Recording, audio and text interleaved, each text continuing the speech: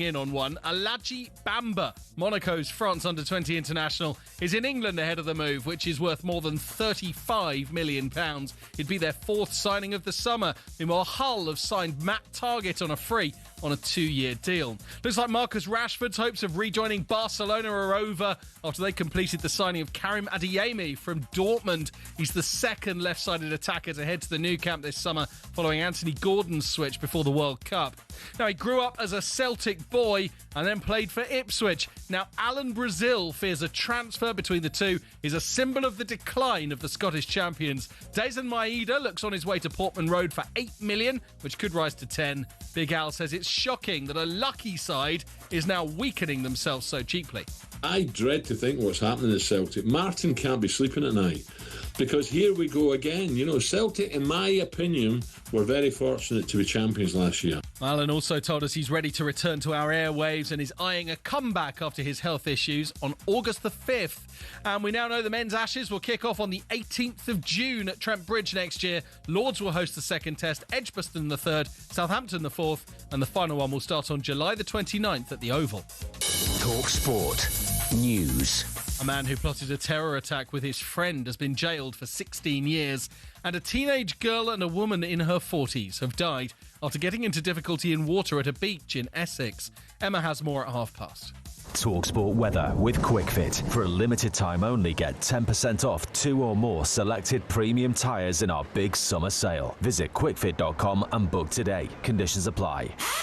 Some showers for the far east of England and in northwest Scotland. Fine elsewhere with some hazy sunshine and feeling very warm, particularly in the south.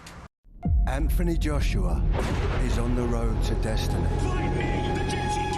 But first, there is danger. Prenga, 20 wins, 20 knockouts. And AJ knows, one moment, one mistake, one punch will change history. AJ is back. But there is danger before destiny.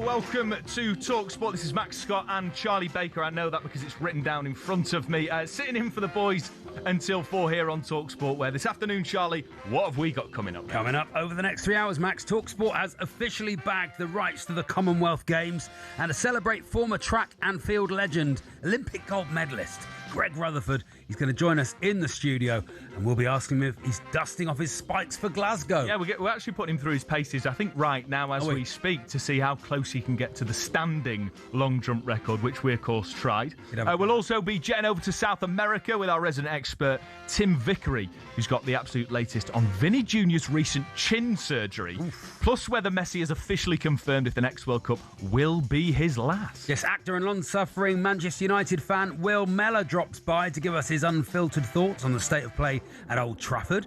And we'll be talking all things Arsenal with content creator Joel Bayer, who I'm sure will be as calm, understated, and as level-headed as ever. Plus, we've got Dan Stock, lead singer of emerging UK indie rock and Britpop outfit Cusp, hopefully on the cusp of greatness himself. All that, plus your texts and calls. So please get in touch. The number to ring is 03717 223344. You can text us on WhatsApp with that number as well, or 81089. Let's get into it then, Charlie. What's the latest, mate? Chin surgery. Vinny Jr. Yeah. Has he got something wrong with his chin? Has he got a Jimmy Hill going on? Would you know? I mean, did you ever use? No, you're too young for that. No, I know who Jimmy Hill is. No, I know you know who Jimmy Hill is, but at school, we used to go, if you didn't believe something, we'd go, ooh, Jimmy Hill.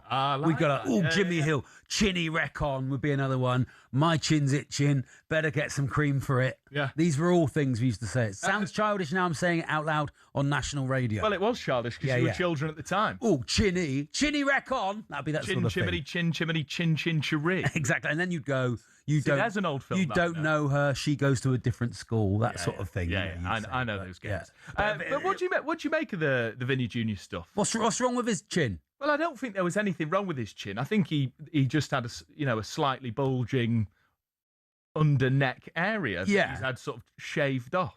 He does look quite different. The jowl? The jowl, that's correct, yeah. The jowl. Yeah. That's quite a jowly man myself. Tessa jowl. He's got his Tessa done. Yeah, he's been Tessa'd.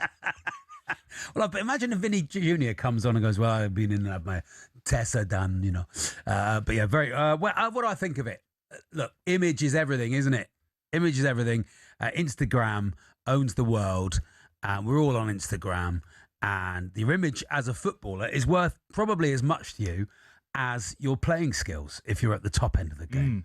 So maybe if he feels bad, look, if you feel bad about it, your body, your choice. Either way, you can't get it right. I mean, I do think Chinny Jr. is quite a fun play on words. Yeah. But then I don't want to say, well, yeah, you should do it, because then people will say, well, you should just, what God's given you, you should enjoy. If I ever whatever. Then if you say it the other way and you criticise him, and it's sort of the whole my body, I can do what I want. So I'm just going to say Chinny Jr. and leave it at that. If I meet him, I'm going to say, Vinny, enough about your chin. What are you going to do about your nose? I mean, he's got nothing wrong with his nose, but make him feel bad about that as well. And then we'll have a chance of beating him one day in the Champions League final. Yeah. We've got some breaking news, Charlie, just like we did at the top of the show yesterday. News. Breaking news right now. Arsenal have confirmed the signing of Christos Solis from Club Brugge in a deal reported to be worth around 40 million euros. A 24-year-old left-sided attacker arrives as the replacement of Leandro Trossard, who, of course, completed his move to Besiktas earlier this week. He's a Greek international, takes the number 17 shirt, most recently worn by Alexander Zinchenko. So Arsenal confirming their sort of first big signing, £40 million. Christos Solis from Club Brugge. Arsenal fans, get in touch, 81089 03717. Is that a big signing for Arsenal? That feels like a pretty mid signing. Well, exactly. That'd be my take. A training signing or someone to warm the bench. Because Trossard was good, man.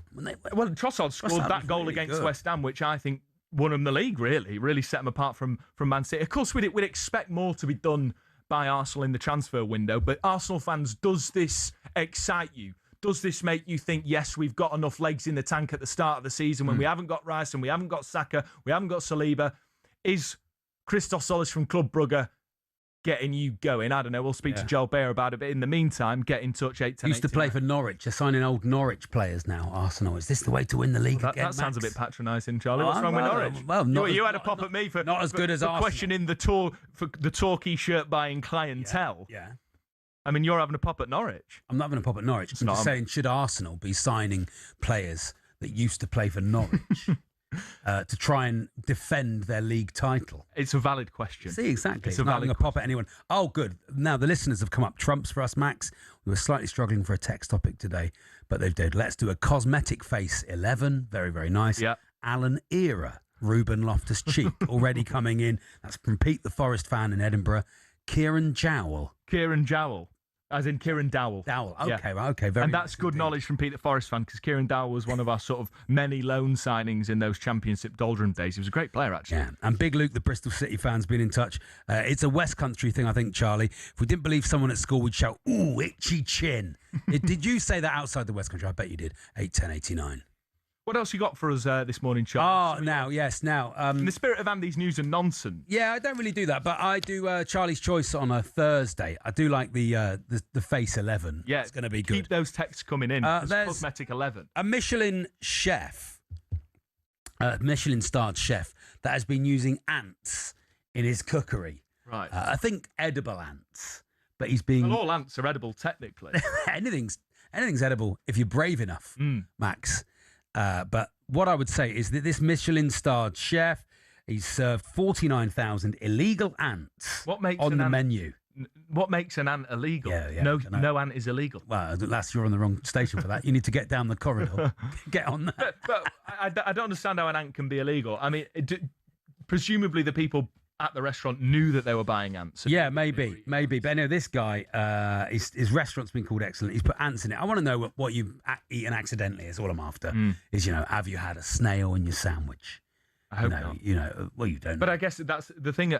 I guess the issue with that is if they've accidentally eaten something, the texters might not know. They might know, but what did they realise? What did they see half of as they took their burger away from them? Did they see half a mouse, for instance? I was having a meal at an unnamed football club. Okay, and name them. Bring them down. There was what you could only describe it as a maggot. Okay, on a piece of meat, and so that was sent straight back. Oh, you sent that back. Yeah, I did. Yeah. Because I didn't someone's a bit la-di-da. I didn't want to eat the maggot, but thankfully it didn't go down the old gullet. Well, good if you're trying to catch perch, but not if you're trying to eat. Sammy Hippier replacement. That's nice from Stephen. Thank you very much indeed. talkSPORT. Talk Forest, not talkSPORT. Shh. Nicky Buttlift. That's very nice. Very Colin good. the Villa fan, very good. Wayne Mooney had a BBL. I don't think that works, Sean. And Nicky, another butt, Nicky Brazilian butt lift from Joe in Edinburgh. We'll take those all afternoon, 8:10:89. Bottock Slade Chamberlain. Not bad at all. We've had Ruben Loftus-Cheek. We don't need those anymore. Kieran Lipfilia. Very nice. Very good indeed. Anyway, and also, what did you eat that you didn't mean to eat? Yes, 8:10:89. Yeah. We can't name the restaurants and that sort of thing because we'll get sued.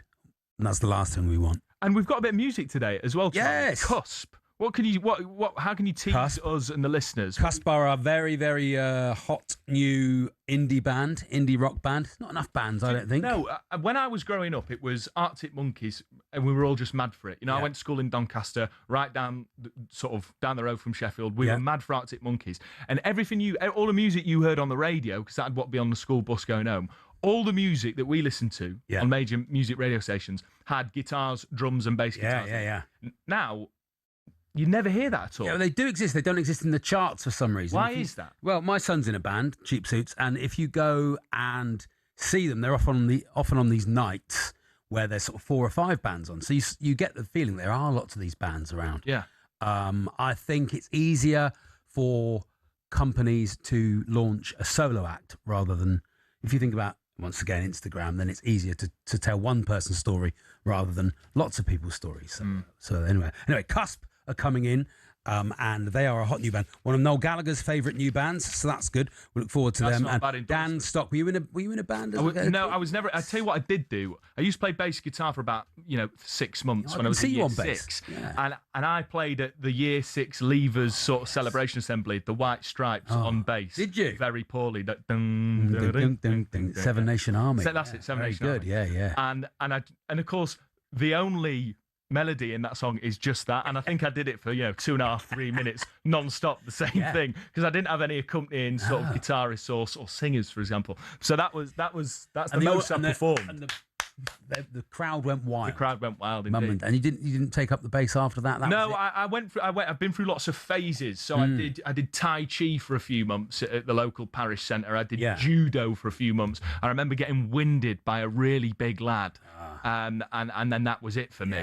So I wasn't a particularly tough young lad. No. Tried bass guitar, tried guitar. I got a banjo because I love a bit of sort of like bluegrass music, for example. Nice. But never played it. Never played Still the banjo. Got it. Looks great. Plan on when I've earned enough money to buy a house by the time I'm 93, I'll put it up on a wall because it looks great. And I do love bluegrass music coming out of Chicago. But no, I've never really stuck to it. I like it. Well, you should have been in the band. Do you know you name your band? It's a good idea. This is a good. If people want to send us these as well, 8:10:89.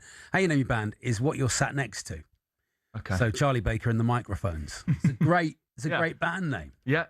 Max Scott and the Teabags. There you go. It's fantastic. You listen. Max Scott on the Teabags. Good band. Good band. You're listening to Scott and Baker on talkSPORT in partnership with Toolstation. Join the Toolstation Trade Club. Get 10% off all electrical and lighting products when you buy cable and flexes. First up, Toolstation. Up next, we're chatting Commonwealth Games with a Team GB and Team England legend.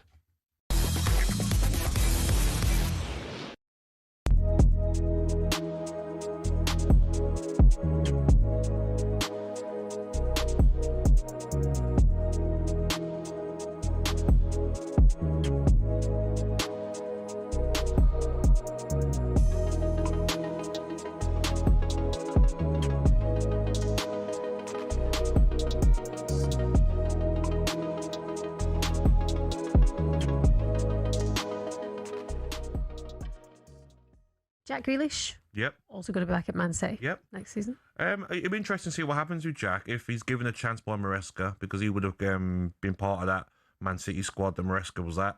Or will the manager think, no? And will Jack think, you know what, maybe I want to move on? I think it's still early doors. I think we have to see what happens over the next 6 weeks. Still 6 weeks left of the transfer window.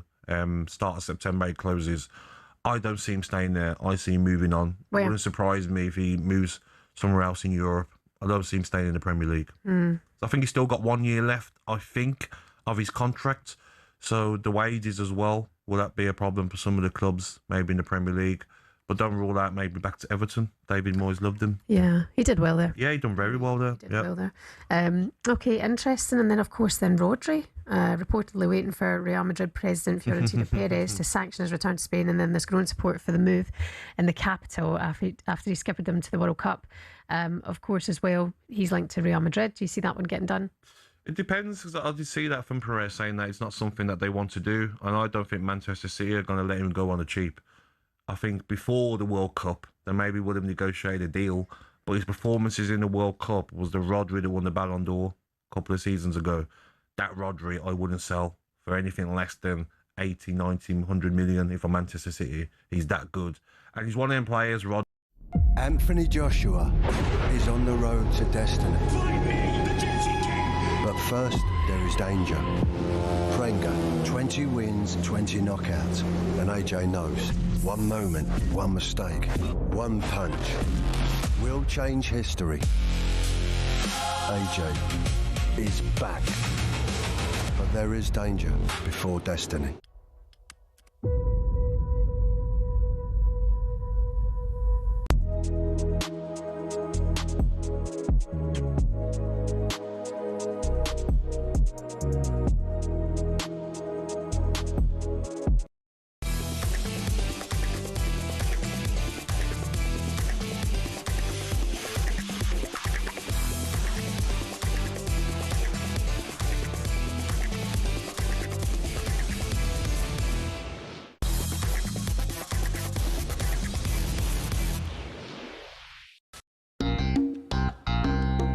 Yeah, good afternoon. This is Scott and Baker on talkSPORT. And in light of the Vinny Junior, Chinny Junior Cosmetic 11 that was just been launched, we've got some great texts here. Okay, go for it. Kevin Phil Lips. Okay. That's very good. Peter Beardsley. I mean, the name just works because it's a beard. Alexander Isaac. But you've not said what they actually said. No. Isaac. Oh, there's another one that. No, we can't. Change we the can't word do I that to something else that we're not allowed to say. So that was quite fun. Thomas Tummy Tuckle. Okay, yeah, very good. Sean Wright, Phil Lips, and there are.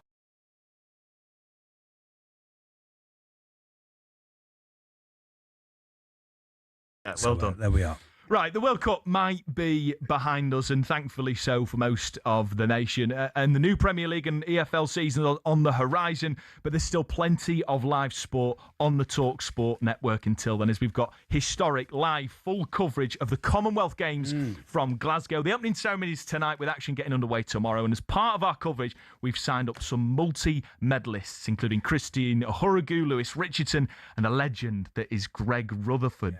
Delighted to say Greg's in the studio with us now. Good afternoon, Greg. It's lovely to be referred to as a legend. Well, that's 20 You feel old? Yeah. Well, you just got me jumping out there, and that was one way to remind me how are the hammies? Yeah, I'm surprised you didn't hear him one ping off sort of into this room. So but thank you very much. I'm very, very excited to be part of the gang. Yeah, I mean, are you excited about the Commonwealth Games? I mean, the thing that I've noticed the most, and sort of sad to see, is that it is a stripped back version. So I mean, we've got the classics like athletics, track cycling, netball. There's bowls in there, Charlie, which you'll be pleased about. Pleased they've kept the bowls. Yeah, why not? But no hockey, no badminton, rugby sevens. So talk to us about what's coming up and sort of what we can look forward to. Well, first and foremost, I think what we always have to say with the Commonwealth Games, it's something that is a brilliant launch pad for so many athletes. It's one of those things that it's where I started. My first ever Commonwealth Games was in 2006, again, just to make me feel a bit older, 20 years ago in Melbourne.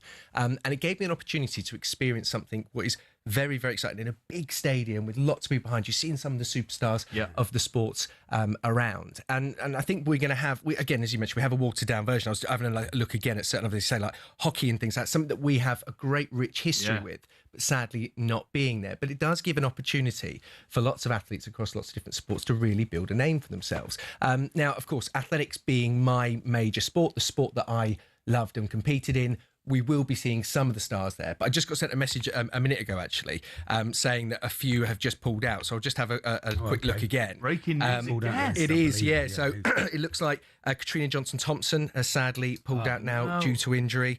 Daryl Neater, Matt Hudson-Smith, Dina Asher-Smith, I think we saw yesterday, had pulled out. And they are some of the big names. And it does obviously help people get in there and watch. And I think sadly as well, we might have also lost Amy Hunt as well, who got herself a world silver medal. But does that give other athletes a chance? You're talking about younger athletes coming through, yeah. Well, this is always the big thing. At this late on in the day, I very much doubt they're going to be replaced. Right. But what it does mean for the athletes that are there and are going to be competing, it gives them an opportunity now to be fighting for those medals. Fundamentally, when you're in a big competition and you lose so many competitors, you're sort of there ticking them off going, okay, well, I don't have to worry about them now.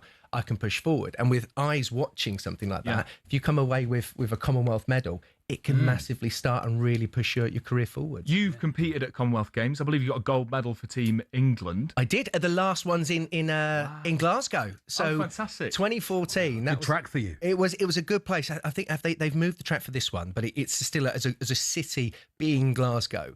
It was a brilliant event. And I had the Europeans similar to what they've got now 2 weeks after that as well. So it was about trying to get ready for two majors. But as far as it went, and look, we talk a lot about football on this show. My great-granddad, who was a professional football player, had also played on the exact same pitch at Hampden Park 100 years before me as well. Yeah, we discovered that last night, actually, and we had a question for you. So your great-granddad and your granddad both played for Arsenal. Right? Yes. And yet you are a big Man United. I am, yeah. We think you've turned your back on your family. Well, we can't believe how this has happened. Families are incredibly complicated things, shall we say. So there are probably some reasons that we don't need to get into on this one. Okay. It's probably for therapy for older generations of my family. Just sit down, tell me about it. Let's go in depth for this. But you know, I grew up as a United fan, and I say, like, there are the Arsenal connection, and before that, Newcastle, because my great-granddad was known as the Newcastle Flyer, and we are talking a long time. I mean, he retired in 1920. That's incredible. Yeah. It's great fun though. But having that, for me, I'd say going onto that stadium and knowing that 100 years before my great-granddad had played there as well, that was a really nice feeling for me. It's incredible. What's it like? Because we're used to, when it comes to sort of games like this, we're used to Team GB, right? But this, of course, isn't. It's split into Team England, Team Scotland. What's that like, competing, almost splitting up Team GB and then competing separately? I think because it's always lots of head-to-heads come from your own country, and you grow up against lots of people that you become friends with, or you might compete. Be that you're a sprinter in athletics, then you might be going and doing a relay with them. Or if you're a swimmer, again, something like a relay. Gymnastics teams, as we see, they come together and then they get split up. Yeah. I think it adds another level of desire to beat, because it's kind of nice, isn't it, having the upper hand on your mate? Because you're probably texting just before everything. I mean, some will probably go sort of a bit underground a few days before, but it's nice to have that ability to sort of say, like, all right, we might compete together for Team GB, but I had you at the Commonwealth Games, so they'll have that. How's the state of British athletics, do you think? And also at grassroots levels, is there enough happening in schools? Are kids taking it up? I mean, that's a very long conversation. I think we can have at some point. Because what happens in the US, I know, is that if anyone's good at jumping or running, they end up in NBA or NFL, NFL, a lot of them are obviously filtered. I think we have the same thing here, really. I mean, I think for a lot of kids, if you're good at sport, then the desire is to push through into, say, football, for example, because they see what you can make the most money from. And that is a big thing. Look, I mean, I've spoken in lots of schools over the years since becoming Olympic champion, and one of the first questions, especially with the little ones, is always, do you drive a Ferrari? I don't drive a Ferrari. I'd love to have a Ferrari. It'd be wonderful, but that's not the sort of sport that I came from. It doesn't really breed that sort of lifestyle. So sadly, a lot of children, they have their heads turned by that, so they don't sort of push themselves when they probably could do it. And equally within the sport, often what you find is, because sprinters are the number one attraction, they want to be the next Usain Bolt. I started off as a sprinter, realised I was never going to be good enough to win an Olympic title in the 100 metres. So I found the event that worked for me, which just happened of running in a straight line, jumping into a sandpit. So you weren't at school once and you sort of jumped and you went a lot further.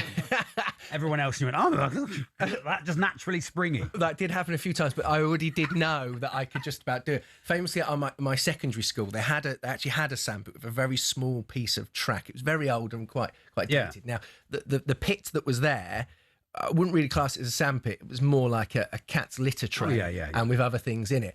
And in my first year of the senior school, I jumped and landed at the back edge of the pit, so I was then banned from ever doing it.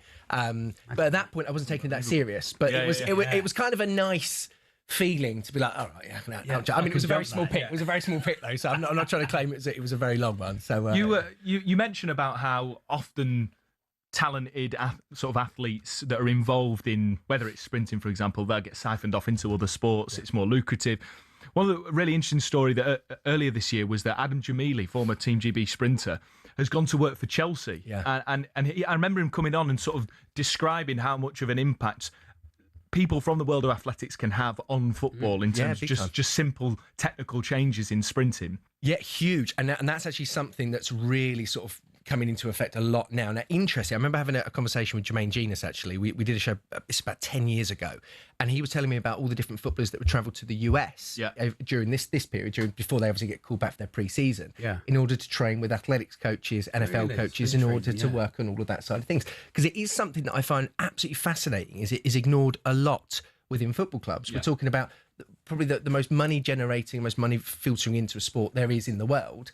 Yet those sorts of things have been overlooked for a really, really long time. Just relying on natural talent rather than thinking, no, you can train this. Well, the thing is, I think a lot of it is, well, if you're good at kicking the ball, obviously that's all we need to worry about. But actually, for reducing the risk of injury and other problems, learning to run quicker. And if you've got that split second more pace, well, you're going to get to a ball quicker, aren't you? Yeah. So from that point of view, I think some are now picking up. I've noticed over the last couple of years, jobs being advertised for sprint coaches at professional clubs. Yeah. And a former coach of mine, a guy called Jonas Dudo, he's been doing training with lots of different athletes, from Kobe Mainu through to Joshua Zirkzee through to lots of other people. Brilliant.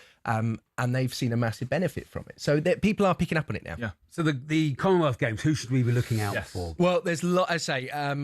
Look, when we look at the England team in particular, we are still going to see like Tom Dean in there. I think that's obviously a good fellow gingerman like me, which is always really. What does Tom Dean do? You almost have your own in the team. Swimming. Sorry, yeah. So I just always assume when talking about people Tom Dean, come on. Tom was also what are you even doing Strictly on Come Dancing. Tom Dean used to do social videos for TalkSPORT. There's also going to be Duncan Scott in there, and Duncan in the swimming. This is again. Yeah. Duncan is one of the most highly decorated Olympians of all time. I think he's on 8 Olympic medals at the moment. He's also won Commonwealth Games multiple times, which is always a big thing. If we look at athletics, I think from Jamaica, it's obviously the powerhouse of sprinting has been. Shrika Jackson's going to be coming in the women's 100. Right. And from that point of view, that helps the event a lot. I think I read that Turkey had been drafting in Jamaicans and paying them lots of money to compete for Turkey, which is just bizarre. We see that across a lot of different nations. Look, we did it here for a while, to be totally honest. Great Britain, if we had any connection, be that you had a grandmother that was British of some sort,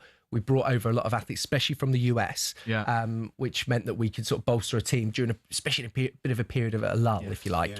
Yeah. So from that point of view, that's something that does happen, and we do see it an awful lot across the world. Now, certain countries will tighten up their rules and then not allow it. But yeah, it's happened loads. Well, it's the perfect meat in the sandwich of the football ending and the football beginning to have the Commonwealth Games in there. If you need to watch sport constantly, like I do, it's a perfect thing, Greg. And it really is. And look, what we always found is it's a bit like a mini Olympics. And we always find, as I say, with the Olympics, remember, I don't know if you remember in 2012, everybody became an expert of handball. Yeah.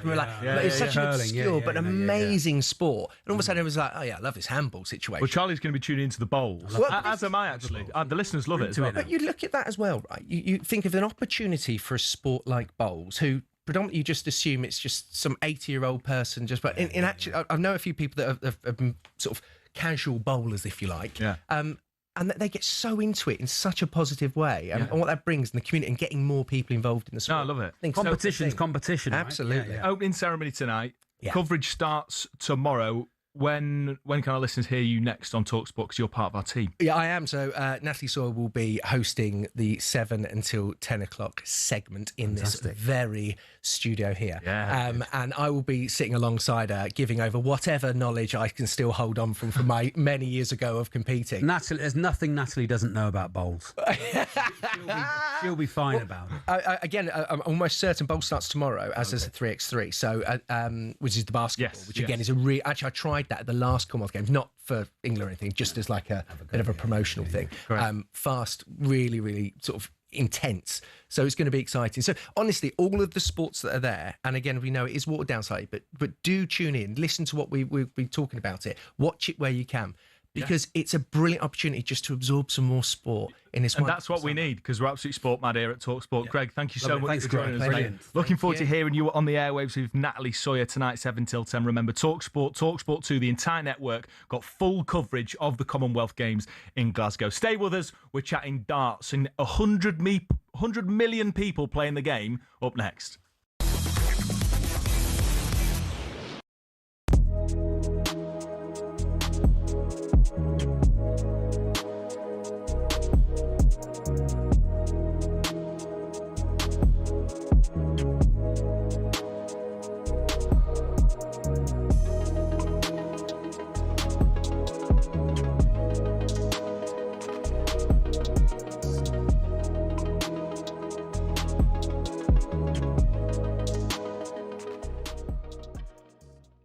I rate Aston Villa. I know the size and the history of the club. They're a big, passionate support.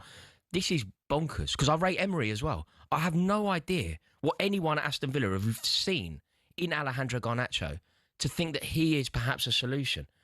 I just don't understand it. Talk to me about the player. He's a reprehensible character. I have nothing. I have absolutely nothing. What was that word again? Reprehensible, horrible, objectionable. I mean, Google. Hateful. There's very little to like about him.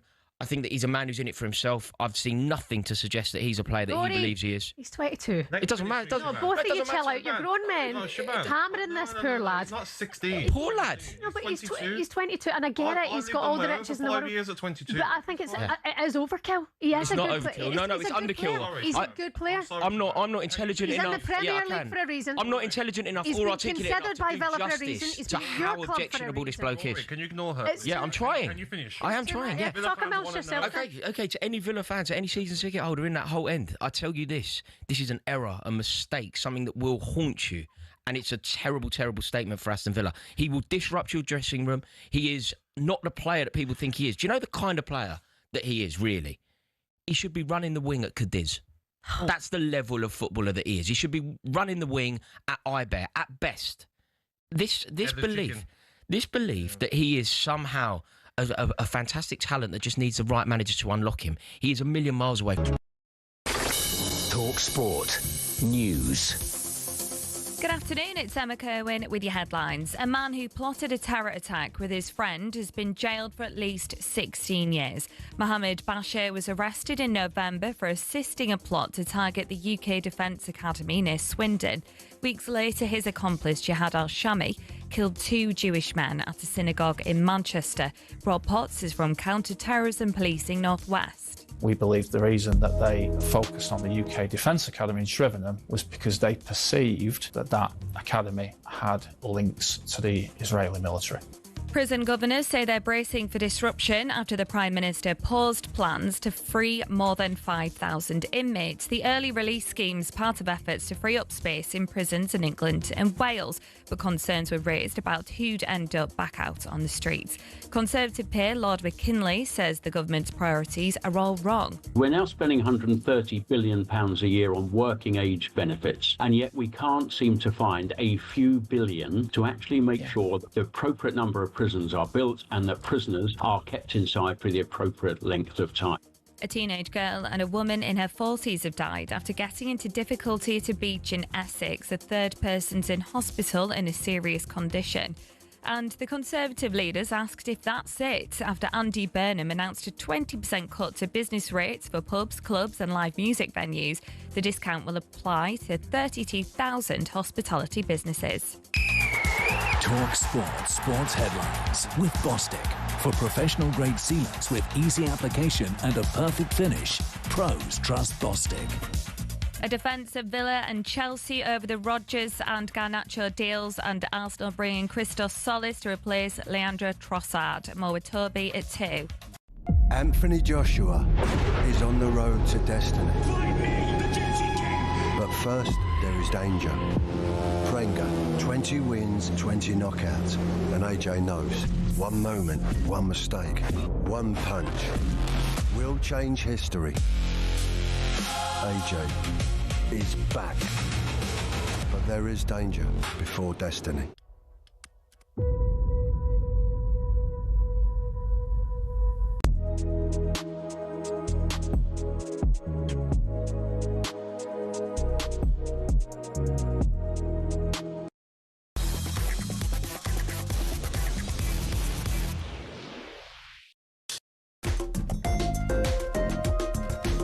Yeah, good afternoon. You're listening to Hawksby and Jacobs with me, Max Scott and Charlie Baker sitting in for the boys. Your Cosmetic 11, managed by Chinny Jr., are off the charts.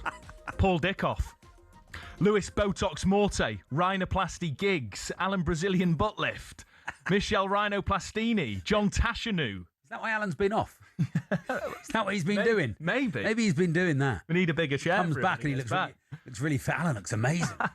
Keep them coming in. We can't get Alan Brazil started an OnlyFans. It's amazing. Lucrative. Right, I'm sure you've all seen Luke Littler's first leg 9 darter against Nathan Aspinall in PDC match play in Blackpool. Ian Danter was chatting about it with us yesterday. Some unbelievable commentary from him, of course. talkSPORT 2, home of the darts on the network. And ultimately, darts is absolutely booming at the minute. Not just here in the UK, but all around the world, particularly in China. And a big part of this growth are the good people at Target Darts. And they've unveiled a vision to get 100 million people. Yes, 100 million people playing darts by 2030. And I'm delighted to say the CEO of Target Darts, James Tattersall, has joined us in the studio. James, thanks for being with us. And they say about having a vision for a company, for a cause, whatever it is, it has to be ridiculous for it to be worth it. You want 100 million people playing darts.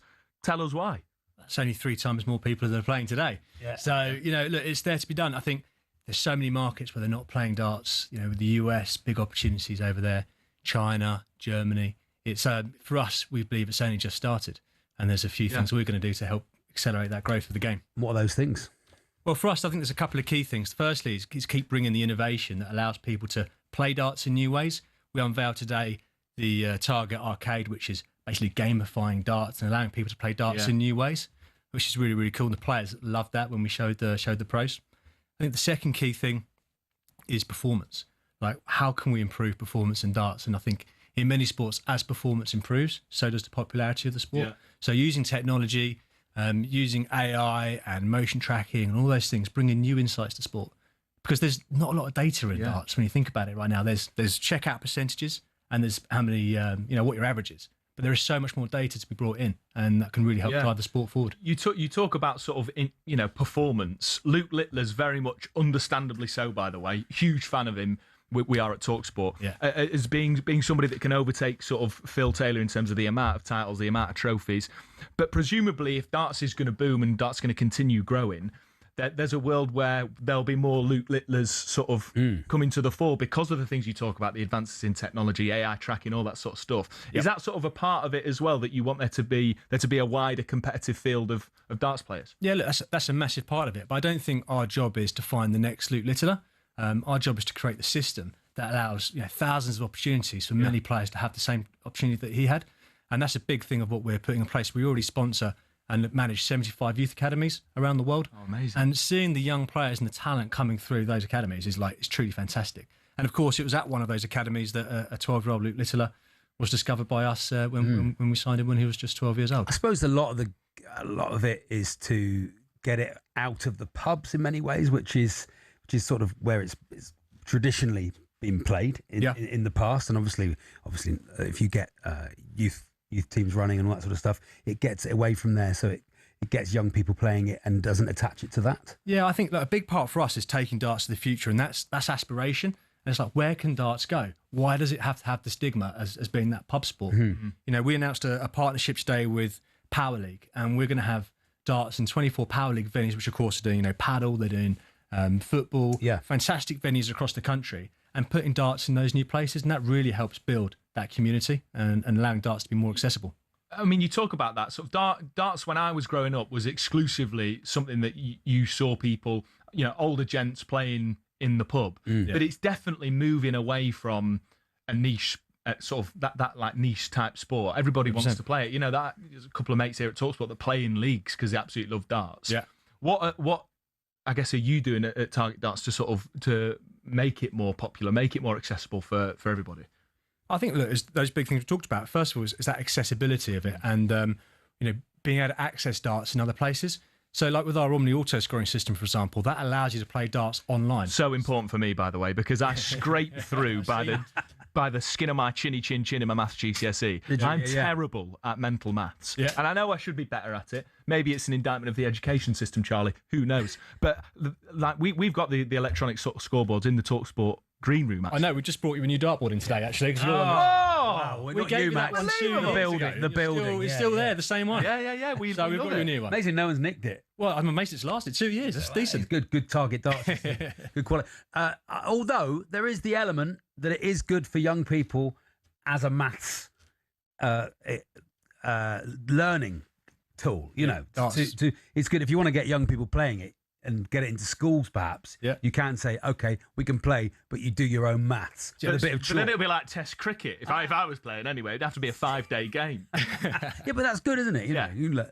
Well, it's funny you say that. We are in conversations with education authorities in different countries, looking at, because darts, again, it brings people together, but it's also, anyone can play darts. Yeah. You don't have to be. There's not a financial barrier, is there? No. There's not a massive financial barrier. No. And so actually at point of entry, it's pretty open. Yeah, that's fantastic, and that's what we want: grow that participation, and then that performance side of it. Where's the sports science? How do we get darts to have the same data as like tennis or Formula One, or when a dart player turns up at a venue? We want it to be like when Roger Federer turns up at Wimbledon. That's the aspiration point. Darts is now mainstream, and then he's treated like that. No, I totally agree. And also, do you think there's something to be said in terms of the coverage? You watch particularly football in Germany, the amount of analysis and stats that people go into to sort of open up the game to people. Do you think there's room for that in terms of how the media talks about darts, rather than just seeing it, which of course it is for someone like Luke Littler? There is clearly this innate superstar sort of gene within him, but there is more to it than that in terms of the technique, etc., etc. And do you think that we can do more to sort of expose sort of the skill involved in the game? Yeah, I think there is. And one of the big things around darts is it's a very close sport. It should have tons of state data and stats, but like I said, there's only checkout percentage and what your average is. And look, when you're playing an auto scoring system, it tells you, okay, you missed the double 16, but by how much did you miss the double 16? By 5 mil or by 5 centimetres? Exactly. And that's an insight. For me, it's normally about the width of a tyre. Yeah. That's how. No, I'm not allowed to play publicly anymore, but it's not with that enthusiasm. Yeah. James, mate, thank you so much. Brilliant. Love the ambition, getting 100 million people playing darts. And thank you, I had no idea, for bringing us some new kit for the green room. We'll definitely have to go in one of the breaks, Charlie, and have a go. No, definitely. I'm no good. I thought I was good, and then you play people who can actually play it. You go, oh yeah, you're no good. I look like a darts player, though. Does that help? No. No, we're trying to change that, Charlie. We're trying to change the image. Right, listen to talkSPORT. Max Scott, Charlie Baker. Up next, we're going to get stuck into some South American football with our friend Tim Vickery.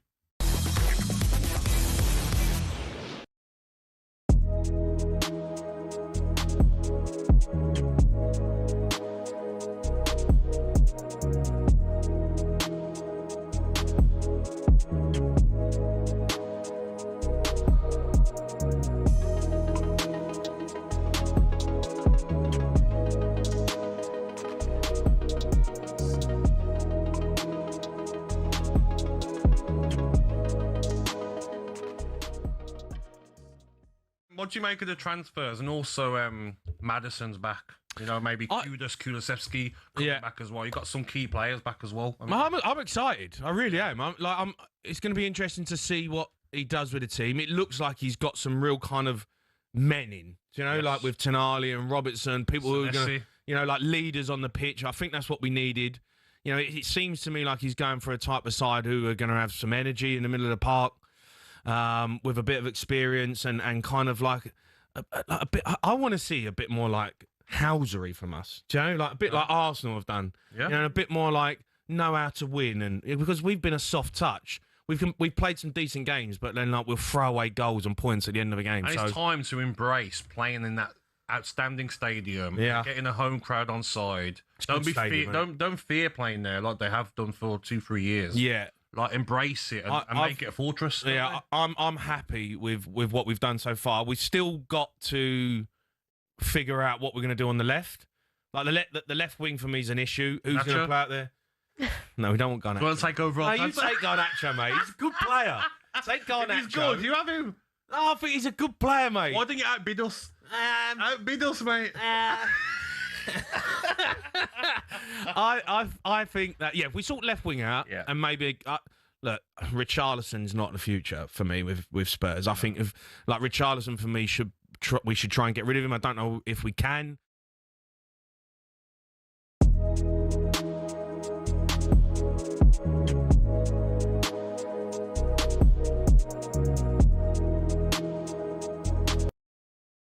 Anthony Joshua is on the road to destiny. But first, there is danger. Prenga, 20 wins, 20 knockouts.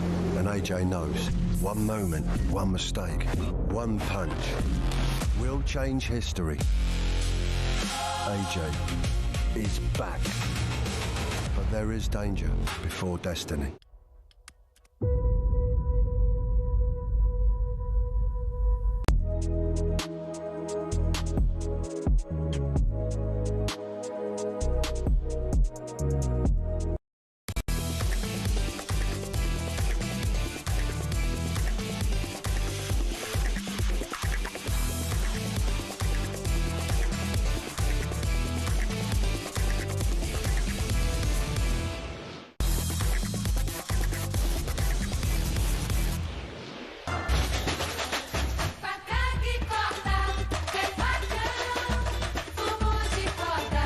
We're going to get on to our South American chat with Tim Vickery in just a moment, but we've just been speaking to the good people from Target Darts. James was just in the studio, and we've got a couple of lovely texts, actually. Charlie's just said, I can absolutely back the fact darts is a form of maths homework for kids. I'd not be as accomplished at maths as I am if I hadn't avoided academic revision and had hours of, quote, maths homework with my dad on the darts board. Yeah. And Liam says, I play darts with my son before bed in place of a bedtime story. It's something we both get a lot of enjoyment out of, and he does all the workings out. So, yeah, you make a great point. I'm a lazy mathematician, so I appreciate the technology that's coming into the game. But absolutely, there's a role for that. Try and do it, that's how it works. Yeah, let's speak to Tim Vickery anyway. I want to know all about how Argentina are coping with their defeat. Very well, I imagine, Max. Well, good afternoon, Tim. Hey, Tim. And can I just say, Tim, your post-match semi-final rant, and it wasn't a rant, it was a really measured, I thought, analysis of the tactical issues in that semi-final. That went viral. I couldn't have agreed with it more. Now the dust has settled, Tim, sort of, what are your feelings about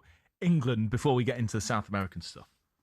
That it was. I'm not the staunchest England. I'm a football fan more than I'm a fan of anyone, even my own club side. And the frustrating thing was there was a real chance. That was the chance of a better football game. And had England played a better football game in the last half hour, there was a far better chance of a game in the final. I think Spain would have won the final. They probably would have won the final by a clearer margin than they won against Argentina. But there would have been a game. Yes. So I found the whole thing very, very frustrating and just bizarre because there were two big name foreign import coaches in this World Cup, Ancelotti with Brazil and Thomas Tuchel with England. And what they're there to do, pal, is. Oh, we've lost him. We'll head back to him. He was just about to get going, wasn't he, pal? I think what he was going to say is what they're there to do is win the trophy, and it didn't. Isn't it? That's what Thomas Tuchel set out to do. Yeah. He said was get another star above the badge on the shirt. Do you think he's going to try and claim like a bronze star? Imagine if England and that's what I meant. A golden bronze. What I meant was a bronze star. There we are, maybe. All right. Well, as we wait for Tim Vickery, I mean, the big news, of course, is Chinny Jr. We need to ask him about Messi, but I know he's not back just yet. We've got. That's right. I tell you what. I want to ask Tim about, and I don't know. I've followed quite a lot of Argentinian accounts since they lost because it's quite fun, that, isn't it? I don't know if you ever do that when you play another team. If you go on the other team's account and see how they're coping when Forest beat them or Torquay beat them. It's quite fun to look at the other team's account, isn't it? You know, but following the Argentinian accounts, they seem like proud of how they played, happy with how they played. Well, yeah, Tim, there was a marching band or a royal band, I don't know, it sort of waiting for them as the plane landed. So what's the feeling been like in Argentina in particular? Yeah, just to before I probably pressed the wrong button. Technology is so hard. How do you do it? Who knows? You know? Who knows? Yeah, Who knows? My stepdaughter just stopped me in the street. She was trying to buy something. Said it won't accept my internet. Have you got any cash? All right. Here you go. Pen and paper, cash. It won't let you down. Yeah, just to finish the previous point. I mean, both Ancelotti and Tuchel, they're there to have the astute eye to make the in-game substitutions and make the difference, and both of them absolutely messed it up totally. I'm still totally bewildered by what's going on. Yes, Argentina back to a red carpet. Now part of it, let's be fair to them, is gratitude to this team. Yeah. Who, remember, they'd gone 28 years from 93 until 2021 without winning anything. Yeah. And that's a little bit like dog years in South American football, because, you know, quite a lot of that time, not all of it, but quite a lot of that time, you had a Copa America every 2 years. And it's easier for Argentina to win the Copa America than it is, say, for England to win the Euros. So 28 years without a tie, that's a long, long time. And then this team, in 5 years, they won absolutely everything. So I think one of the strongest feelings is gratitude to this particular side. Okay, yeah. That's one of the reasons that they got the kind of hero's welcome. But there also is this lunatic state of denial that they have. I know there's some of them trying to get a petition organised to replay the game on the basis that the ref was bent. You know, I mean, that is just incredible. Well, he was, Tim. I'm not saying he was, but he may have been, but not the way they're saying. Yeah. So, I mean, part of it is, and this is why, together with Oldham's finest, Mark Birham, I wrote a book on the subject. Yeah. Mundial, a South American perspective of the World Cup. It means more to them than it does to anyone else. And it really does. I mean, the World Cup started, if it wasn't for South America, the World Cup wouldn't have started in 1930. It would have started in the late 50s. It's South America who got it going. It's absolutely vital to Argentina, Brazil, Uruguay a little bit as well, although it's hard for Uruguay to compete with only 3 million these days. But it's just vital to their self-image. Yeah. It's what the world knows them for. It's what the world at times envies them for. And it feels like war for them. It does. I remember the Uruguay coach who came over to England in '66. He said, other countries have their history. Uruguay has its football. And that's what it feels like. When they're on the football field, it is like they are defending their country against hordes of invaders. That's the kind of feeling that they take to it. And the whole idea of disgrace, my grandson wants to come in and say hello. The whole idea of disgrace. Hola.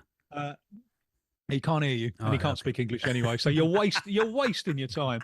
Or in Paraguay, for example, just give you an example with Paraguay.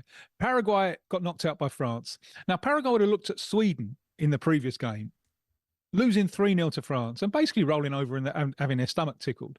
And Paraguay would be thinking, that's disgrace. You know, you've got Isaac, you've got Gyökeres, you've got Bergvall. You do that? That is disgrace. We ain't going out like that. And so for Paraguay, going out doing what they did, for them, that's being warriors. That's great. You know, disgrace for them would be going out. Enjoyed that. Yeah. Yeah. So and there's a kind of similar thing with Argentina as well. You leave it all on the field. Now, they do cross a line. I'm not defending this. You know, when I try to explain this, people say you're defending it. When you cross the line, that's not to be defended. And there's lots of, especially when the final whistle goes. Yeah. Because Argentina, they will celebrate when they win right in your face. Right in your face. You do it to them. And it's like not allowed. You've broken the codes. They're not having it at all. They're not having it at all. And that's disgraceful. To give credit to Scaloni, the coach, who often is the most level-headed one in a, you know, when the final whistle goes, he's the one on the pitch trying to separate everything out. And he says afterwards, you know, we were giants in victory. We've got to be giants in defeat as well. And there's loads of conspiracy theories going around. It was all rigged. There's loads of conspiracy theories going on in Argentina. And he put a microphone in front of Scaloni and he says, for crying out loud. They were better than us. Yeah, you know, so, I do find that bizarre, Tim. You know, there's conspiracies on every side of the sort of sporting spectrum, but the idea that Argentina were in any way sort of mistreated or by referees, for me, is the delusion is another level. But as you say, we understand where that comes from. Football is their sort of major form of like national expression in a way, or one of many. That's it. But when it comes to Lionel Messi, there was of course a lot of chat around people being disappointed by him trying to get Marc Cucurella sent off. And whilst I agree with that, largely the way that Messi conducted himself was stellar as always. Surely this was his last World Cup, but was it his last appearance in the blue and white? Don't know. I think everyone, because defeat for them is so painful, that it'll need a little bit of time to assimilate. The next World Cup looks a long, long way off, doesn't it? Especially after the evidence of the game. You know, when you're playing against a team like Spain, it's really hard to carry someone who doesn't run. You can do it against some other teams, but against Spain, they're just so good without the ball. It's really, really tough. So, before the game, I was thinking, could he still be around in 4 years? And Argentina's next game is in Buenos Aires in the World Cup. Will he? And then after the game, I'm thinking, no, he's looking at the stands thinking, no. But I wonder if he can play a role in the transition. And he's under contract for Inter Miami for another 2.5 years. There's a Copa America in 2028. Nico Paz, who hardly got a look in this World Cup, partly because he can't really play with Messi, because he wants the ball to feet, just like Messi does. You can't have too many of them in your team. But Nico Paz, I think, is going to be the one for the future. Right. And I just think it's possible that Messi could stay in the squad as the kind of wise old owl, as a kind of Master Yoda. You could call him Messi Yoda, you know, and with Nico Paz as a kind of Luke Skywalker figure. Okay. I wonder if that will be the dynamic over the next couple of years. Like a Jordan Henderson almost, I suppose, but without the broken arm and the yellow card, without even playing. Let's talk about Vinicius Junior's chin harmonisation, which I like the name of that jazz band. Yeah, and the modern world is just mad, isn't it? It's just mad. You know, I'm looking at it, Tim. It doesn't look much different, if you ask me. But then, look, if that's in his head, that's in his head, isn't it? Yeah, and you know it's really big over here. This kind of face harmonisation thing. You know, Brazil just loves all of these aesthetic things. Does it mean evening it all up so it all looks sort of like it's from the same? Same face. Yeah, I'm sure. Surely it's better just to be happy with yourself and go chasing I this. Agree with you, Tim. But he's not going to miss the money, is he? But what's sad, I think, is the example that this shows to others. I agree. Yeah. Because there'll be a lot of people chasing this who haven't got the coin to pull it off, and you know that deep feeling of insatisfaction with yourself. That ain't good. What if it's like Samson's hair, Tim?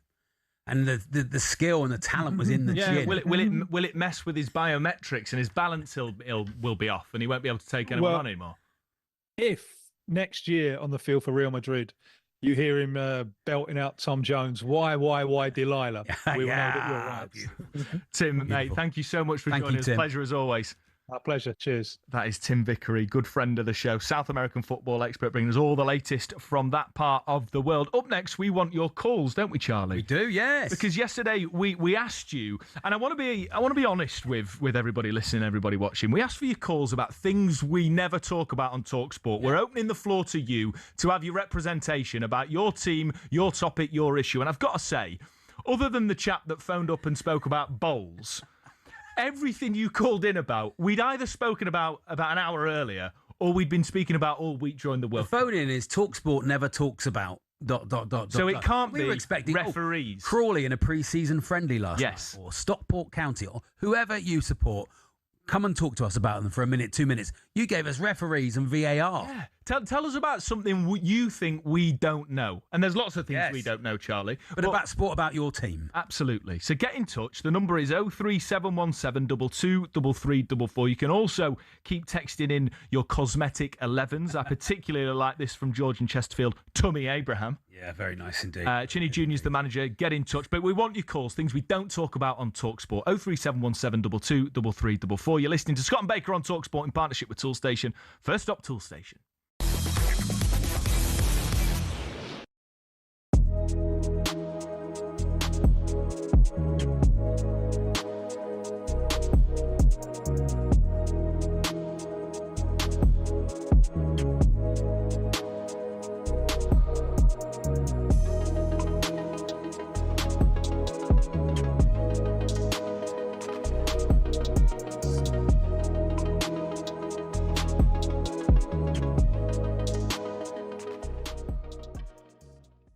obviously you've got Kai Havertz, who was missing for most of last season. He's back and available and can play either as your centre forward or off your centre forward, which again shows a little bit more congestion in that kind of attacking midfield role. So I think when you zoom out, bigger picture, the squad still has enough. It has a lot of depth, but I think the reason there's a bit of nervousness around the Arsenal fan base right now is because we see an opportunity. We win the league for the first time in 22 years. Manchester City have lost Pep Guardiola. He's moved on. Maresca's a great coach, but is he Pep Guardiola? I'm not sure he is. In fact, I'm certain he's not. You look at Liverpool, new coach starting the project again. Chelsea under Alonso. Really good coach, but they're going to need time. Man United are not quite there yet. There's an opportunity for Arsenal to not just consolidate, but to take another step and dominate for a period of time. And I think that's why there's a nervousness around this transfer window. Last year, it was about, can we do the business to get us over the line? We've done that. Now it's about, can we do the business Champions League? Yeah, to consolidate our position and to dominate. And I think that's why people are quite anxious at the minute. See, why can't all the Arsenal fans be like Harry? Not don't be like Piers Morgan, Joel Bayer, Troops, all these prats that ruin it for the good Arsenal fans. I love speaking to you, Harry. Proper Arsenal fan. Good on you, Harry. Thank you very much, mate. But listen, every Arsenal fan's got...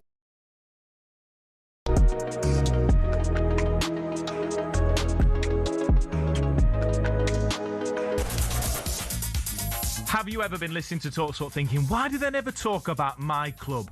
Or why do they never talk about this sport?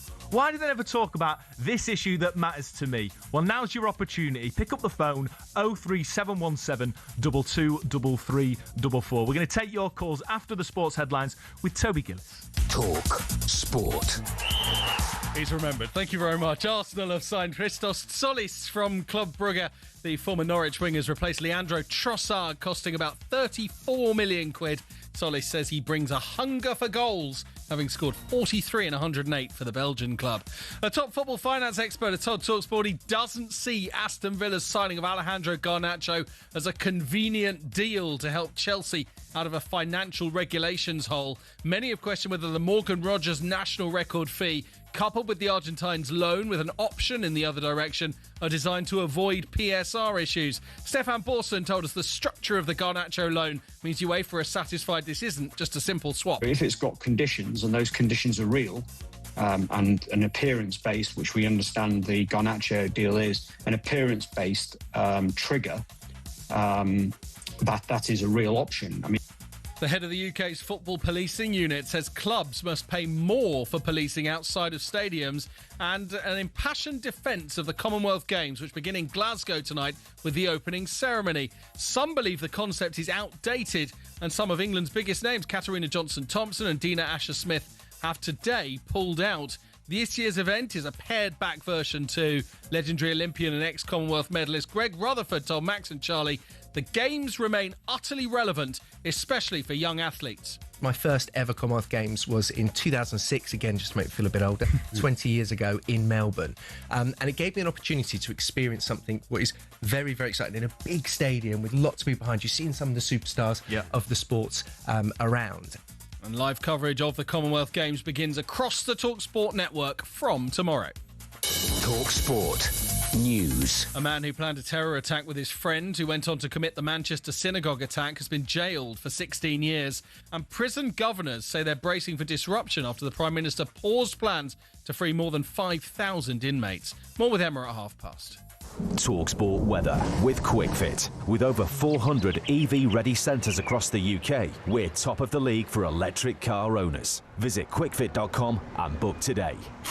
Some showers for the far east of England and in northwest Scotland. Fine elsewhere with some hazy sunshine and feeling very warm, particularly in the south.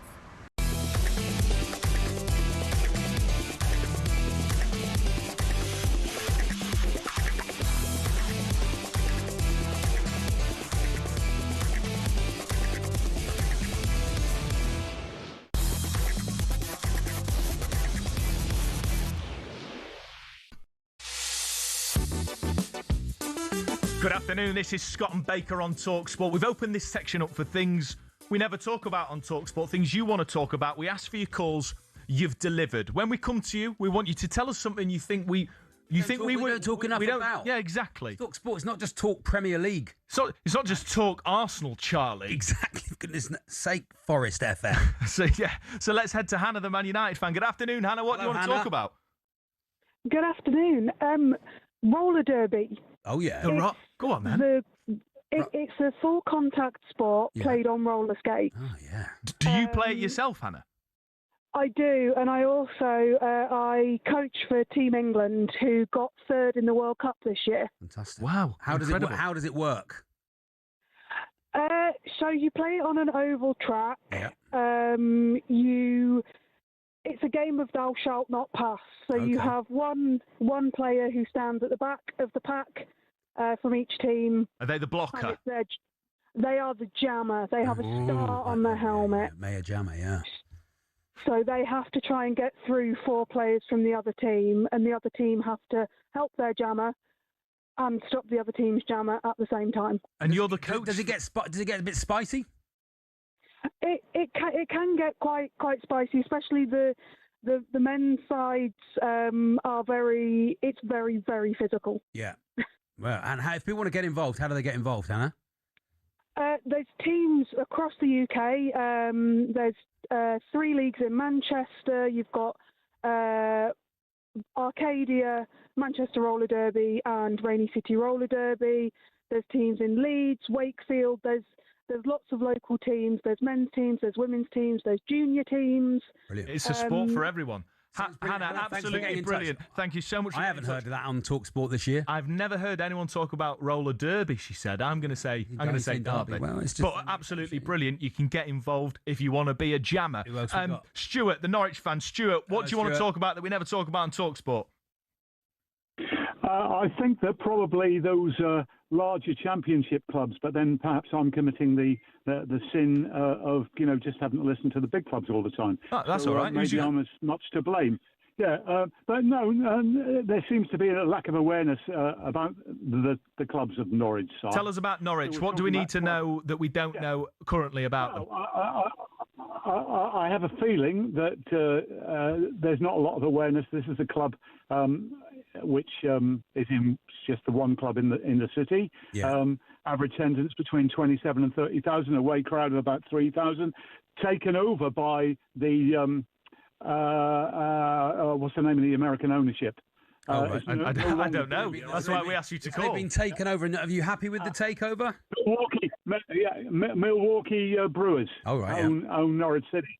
And I think that things are looking up for them, but things are probably looking up for maybe 10 championship clubs. Yeah. Well, look, Stuart, you've got a great chance of promotion next season because of the playoffs. In fact, earlier on, Charlie, you criticised the signing of of Solis because he used to play for Norwich. No, I'm just saying, is that the sort of... You're part of the problem, Charlie. Is that the level you're part... Arsenal, the champions of the Premier League, should be signing from to go again? You're part of the problem, That's all I mate. was You're saying. so talkSPORT, Charlie. John, the Aston Villa fan. John, what don't we talk about? You don't talk about roller speed skating. Oh, well, we've just done the roller derby. It's a different thing, is it? Go for it. It's a totally different thing. We compete. It's a bit like cycling. We compete on tracks and roads. We've currently got a junior British team 18 Italy at the moment taking part in the European Championships. Amazing. Very good indeed. Where I go on holiday in Portugal, there is a speed skating track very nearby, and they constantly have meetings there, and it does look exciting. Is that in Lagos? That's it. That's where. Yeah, I know it well. I was there in 2017 for the European Championships. John, I'm 6'7" and weigh 100 kilograms. Is it the sport for me, or should I stick to high jump? Absolutely the sport for you. There's absolutely no reason. All ages, all sizes, all heights. So you'd be probably better suited to the marathons, the longer distance, but there's absolutely no reason. In actual fact, one of our most successful British skaters, he was 6'6". There we are. And he won 54 British titles. Brilliant. So how do people get involved in that if they want to? So if they look up the Federation of Inline Speed Skating online or inlinespeed.co.uk, they can go and have a look at what it's all about. It tells them where the clubs are around the country. It tells them all about the governance of the sport and how they can get interested. Brilliant. John, absolutely brilliant. John. Thank you so much, mate. We're going straight back to Carla, the Chelsea fan. Carla, what do you want to talk to us about on talkSPORT, mate? Hello, Carla. I want to talk about my local little club, Lowestoft Town FC. Okay. Which division are they in? Oh, then like the Isthman, like North League. Okay, right, yeah. And so I moved from Kent. My local club in Kent was Gillingham. Okay. So we moved up for Lowestoft, and ever since for 5 years we've been supporting the Trawler Boys. Yeah. So it's a lovely. I started volunteering for them. Unfortunately, I had a miscarriage in March, but the team actually really helped me. Yeah. That's all right. The chairman was fantastic. We've now got a new chairman, Ian, who's so passionate about the club. We've got fun days coming up. We're signing like new players, Brilliant. and we just survived last season. It was a bit rocky, so hopefully onwards and upwards for the Trawler Boys. The thing is, Carla, when something like that happens in your life and it is sad and you're surrounded by your family and friends, obviously, and they lift you, that's what football teams are often for, isn't it? And often that sense of community that a football team like Lowestoft Town can offer you gives you something to get up out of bed for and look forward to. 100%. They were so good, and I'd only just started volunteering. It was a very short time, but they were all so lovely. And yeah, I'm really proud to be part of Lowestoft Town. So anyone wants to come down to Crown Meadow, please do. You'll have a brilliant time. Brilliant, Absolutely Carla. brilliant Come on, you call. Trawlers. Thanks so much for getting in touch. Thank you. And we definitely got a little bit of time for Martin, the Stockport fan. Martin, what can you tell us about Stockport that we maybe don't talk about enough on air? How we doing, boys? Yeah, doing well, mate. Martin. Stockport were huge in the National League when Torquay were in the National League. They were like the Man City. Probably should have chosen a different reference to a Stockport County fan. But and coming up at the same time as Wrexham, weren't you? So have they stalled, or are they going to have a good season? No, I think the thing with Wrexham was we had great times, like we chased each other up the leagues and all that sort of thing. Got nothing against Wrexham, but we've got a couple of Football League records as a county fan. So on the 6th of January 1934, we beat Halifax 13-0, which is still a Football League record. However, if we go back, we also hold the record for the lowest attendance. Oh, I like that. Which was 13 people that paid to go through the game. 13 people, but then 13 goals. The highs and lows of being a Stockport fan. When was the 13 people? That's a good question. It was when, to be fair, it was when we had to vacate Edgerley Park, and the game was actually played at Main Road. Really?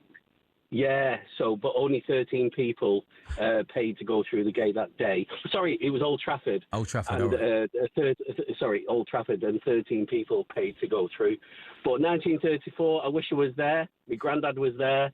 My dad wasn't there, but that's 2 Football League records that still stand to this day, I believe. Martin, absolutely brilliant stuff. Martin, the Stockport statter, winning 13-0, the best ever highest score in a league game. And the lowest ever attendance of 13. Incredible stuff. They need another one now. I tell you what, grade A calls there. Great call. Because yesterday, they just didn't get it. Maybe it was our fault, mate. We shocked them yesterday with it. If we did it again tomorrow, we'd be getting all sorts. It'd be absolutely brilliant. Yeah, no, that was an absolute belter of phoning. Thank you so much. And there's even more people we couldn't get to. I tell you what, if we've got a spare section turns up in the show between now and 4, we'll head back to that. You're listening to Scott and Baker on talkSPORT in partnership with Toolstation. Only got time for one stop. First stop, Toolstation.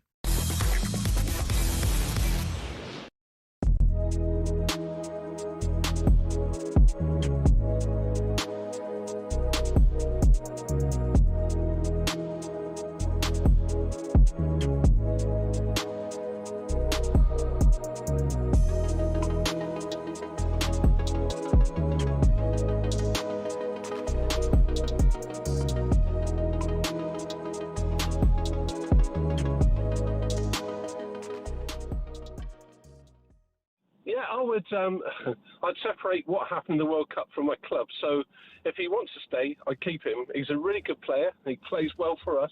Really don't like what he did in the World Cup. If he wants to stay, keep him. If he wants to go, like any player that wants to go, let him go. But I would, 100%. We need experienced players with a new manager. We need continuity. So do I like what he did? No. Do I think he's going to get loads of stick wherever he goes? Maybe some at Stamford Bridge? Yes. But if he wants to stay, get your head down and play for us. That's what I think. And how do you feel about, obviously, Alonso coming in as manager? Couple of signings so far. You get John Stones in the building. You feel good about things for this season? I feel that after 4 years or 4.5 years of trial and error by American owners, that at last they're appointing a manager, not a coach.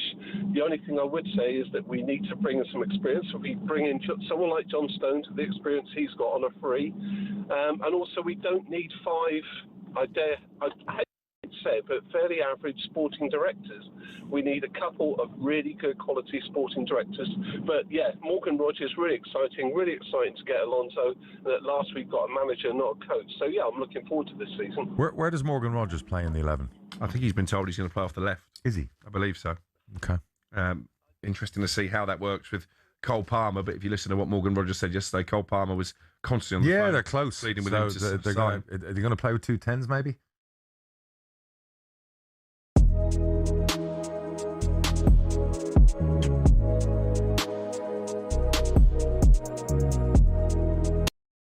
Anthony Joshua is on the road to destiny. But first, there is danger. Prenga, 20 wins, 20 knockouts. And AJ knows, one moment, one mistake, one punch will change history. AJ is back. But there is danger before destiny.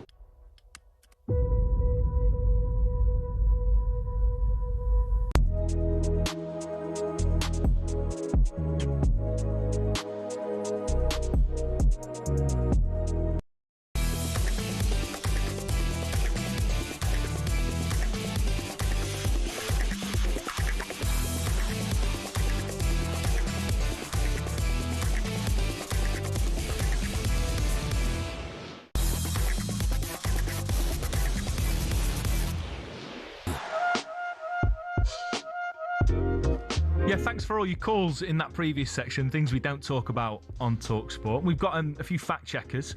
We, of course, had a Norwich fan on who wanted to, I think, just tell us about the attendance and how big his club was. Well, Mike the Tractor Boy has said, interesting quote, fact that no one knew about Norwich regularly getting between 27 and 30,000 fans when Carrow Road only holds 27,000. Well, who knows, Mike? Never let it be a rest. full house every single week. And Chris Harvey says, see, you don't even talk about Speedway in a section about sports you don't talk about. Well, give us a call, Chris. Thinking about Speedway. If you want us to talk about Speedway, pick up the phone, start dialing 03717 22 But for now, we're going to talk about some other things, including men's health, including Manchester United, with legend, actor, friend of the show, Will Mellor, who I'm delighted to say joins us now. Will, good afternoon, mate. Hi, Will. Good afternoon, boys.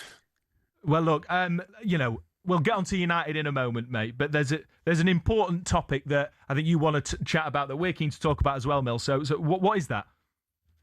It's about wake up call for men's health, really. I did a campaign with, I did a commercial actually with Benetton Health, and then they asked me to interview some guys about their wake up call and what it was that sort of spurred them into action to take better care of themselves, get themselves checked, and it was unbelievable to hear the stories. And then I looked at myself and I thought, what was my wake up call? And it was, I suppose, when I was 50. In April. I don't like saying it still. It's not nice. But I suddenly realised I was in that danger territory, and I'd not had an MOT. I'd not had my bloods done. I'd had nothing checked. And I'd lost a couple of friends that I grew up with. And I thought, they're the same age as me. That could have been me. And it panicked me a bit. So even though we're scared of the results, I thought, what if I've got something going on and I don't know about it? So I went and had a full MOT done and my prostate and all that checked. And then this campaign came around, and I just wanted to encourage men out there, because mostly men don't like talking about health, don't like going to the doctors. They put it off till next week. If he's still there next week, I'll go. But, I lost my dad because he ignored a cough for a long time, and it was cancer, and it had gone to his brain. By that time, there was nothing they could do. And it just made me think, I wouldn't be able to forgive myself if I ignored any symptoms or I didn't get myself checked and I didn't see my grandkids grow up or something, So this is what this is about. It's just encouraging people to don't bury your head in the sand. Go and get yourself checked out, And sorry about your dad, Will. Thanks, mate. Yeah, I mean, when you... I think there's a lot of people who go, would say, when I get to 50, I'd love to look like Will Mellor. I will just say that. I mean, I am 50 and I don't look like Will Mellor. But it does feel like sometimes you've got to, what's the ticking time bomb inside my body, you know? And you can go and find out a lot of the time. And it's not, we do a lot about prostate cancer on this show, and we often say you don't have to have the finger up the bum anymore, even if you ask for it. But you don't have to. It can be just a blood test these days. But also, get everything checked. Exactly. Go and talk to somebody about it. The smallest thing. The thing is, doctors don't get embarrassed. They're not embarrassed. They're not bored of your questions. Just go, say it out loud, and then it normally gets sorted out. Yeah, and do you know what? The worst thing you can do is ignore it. I mean, if you've got anything going on, finding out early is the best solution. Yeah. You know, it's only going to get worse, you know. And even if you've not got nothing going on, if you're around the age I'm at, and you've not had an MOT for a while, just go and get it done. Because the relief I felt, I came bouncing out of that. Yeah, absolutely. When I came out of the... I was like, well, straight to the pub. Anyway. Whole new life. You've got a whole new life, Will, ahead of you. I don't like... Listen, I like a drink. I like takeaways and all that other stuff, but you can balance it out, and you can just have a little look at yourself and go, can I look after myself a little bit better? So this is just about awareness. Don't bury your head in the sand, you know, go and get yourself checked. Well, now you've had your checks and you've got the all clear, you can spend all of your time worrying about Manchester United, mate, you know, because you've got the all clear, and you can think, well, how are we going to do under Michael Carrick now we've got Champions League football? I mean, where are you at with, you know, how hopeful are you for next season? If you can't be hopeful before the season, when can you be hopeful? I mean, this is the time to be hopeful. I've heard Tottenham fans saying we're going to finish top 3. I mean, everyone's hopeful. Well, they spent some money, Will. They've spent some money, so, you know. I think they spent more than they needed to on them players. But at the same time, I think United have done some decent business. You know, I think we need to win a trophy next year, and we need to be challenging. I really do. I think we've got to look at that. I like who we brought in. I think we had a few injuries last year. Martinez was out a lot of the season. Mason Mount was out, and our defender was out. So I think I'd like to see JJ Gabriel have a few games for us this season. Okay. He's the young fantastic player for the. Yeah, great striker. And also, there's this question as well about Marcus Rashford coming back to United. If you'd have asked me a year ago, I'd have said I don't want him at the club because he wasn't running. All you want from your players is effort and fight for your team. And he was letting people run past him. If we get the old Marcus Rashford back, he's like a new signing for us because he offers something very different to Matheus Cunha coming in off the left. So, you know, I'm optimistic. Let's see what happens. But yeah, I'm looking forward to it. You know, I am. I'm really looking forward to the Premiership coming back. I like that midfield with Tielemans in it as well. You know, especially if Rashford stays. What a signing! It's a great signing, isn't he? You know, he's out the box ready, isn't he, Tielemans? You know what you're going to get. Yeah, he's experienced. He knows how the Premiership. He's up to speed with the Premiership. I know he's not 22 anymore, but he's a great footballer. I heard Paul Scholes talking about him, and if Paul Scholes says he's a great footballer, he's a great footballer. So, you know, I'm looking forward to seeing us. But you know, I still think we need a better squad because you looked at our bench last year and there was a lot of players on there from the academy. And yeah, I love bringing academy players through, but they're not someone you can rely on. So I think these signings give us a bit more depth. But yeah, we'll see. I'm looking forward to being back in the Champions League. And we'll see what happens. But I'm really optimistic. Looking forward to it. You say you're happy with the signings, and I can understand that. But you have sort of missed out on whether it's Elliot Anderson, Tonali, Mateus Fernandes went to Spurs. Do you still think United maybe just need a bit of a marquee signing, or do you think that actually it's good that the club are being a bit more frugal and not overspending on players? Yeah, it's the right player. It's not, you know, the right player coming into the squad. I think Michael Carrick, what I liked about him, and it's not just Michael Carrick, he's got a great team around him. We want to get that feeling back at Man United that we are a great team. It's not about individuals, you know, and I think that's what we want. We want that spirit back. And I think Michael Carrick brought that. I mean, he brought the smiles back onto the fans' faces, and we started enjoying our football. And I think whoever fits into our team and our squad is the right player. We don't want to bring in some key signing who's a great player but doesn't fit into what we're doing. So, you know, it's about the team. There's no one bigger than the team. So, you know, if we can come together, as a unit, I think we've got a good chance of doing well next year, because I think City might fall away. I think Arsenal will be just as good. I think Liverpool are going to come again. Yeah. I think things are going to change a little bit at the top of the table. The 2 Pints podcast still going, working with your old mate Ralph? We've not done it for a while. He's on tour doing some boring play called the Spy Who Came In. The Spy Who Came In from the Cold. I went to see it. I didn't have a clue what was going on. And do you know what made it worse? They had all the dialogue on the screens as well, because it was one of them performances for deaf people. So I didn't know whether to read it or watch it. And I've got ADHD. I was cross-eyed. I didn't know what to do. And it's one of them spy thrillers where everything's a bit covert. You don't know what's going on. A bit Tinker Tailor Soldier, not a clue. John Le Carre, isn't it? Yeah. The Spy Who Came In for Gold. Well, so here we are. Not a glowing endorsement, but I'm sure he's very good in it, Will. No. Listen, it's just not for me. I'm just saying. Listen, I'm just saying it's something that you've really got to pay attention. Okay. And that I couldn't do that at school. There's no chance of that happening. No. But it is. Listen, if you like that kind of thing, you'll love it. So go and get yourself checked out. Talk to your mates about their health, and that's the main message. Yeah, Will. Yeah, listen, man. I'm just trying to. I'm speaking from experience myself. Don't ignore things. If you've got any doubts, get yourself checked out. It's as simple as that. And burying your head in the sand isn't the way forward. And I'm saying this from somebody who's done it themselves, especially at our age. Get your MOT, get yourself checked out. Give yourself an extra spring in the step, because worrying about it is not going to help. Yeah, well said, mate. Well, thanks so much for joining us, Will. Absolute pleasure, and good luck for next season. Thanks very much. All the best, lads. Have a great afternoon. Cheers. That is Will Mellor with an important message, but also giving it the big beans, the full beans about Manchester United. Man, you're not going to win the league, I think, by the sounds of things. Well, I don't think that's... But I tell you what, I've got so much respect for Manchester United fans, because I think they get the spirit of the game, like the idea... him saying, actually, Max, I'm not bothered about a big signing. We want to be a team. It's been so bad for so long. And I do think that whilst lots of us might have enjoyed United's demise for a while because it's a change, I wouldn't mind it if they were sort of back up there, because I've been bored of the sort of... The I think it could be a very... I think it's wide open. Totally. I think it's absolutely wide open who wins the league this year. Who do I think is going to win the league this year? I can't think. I can't speak.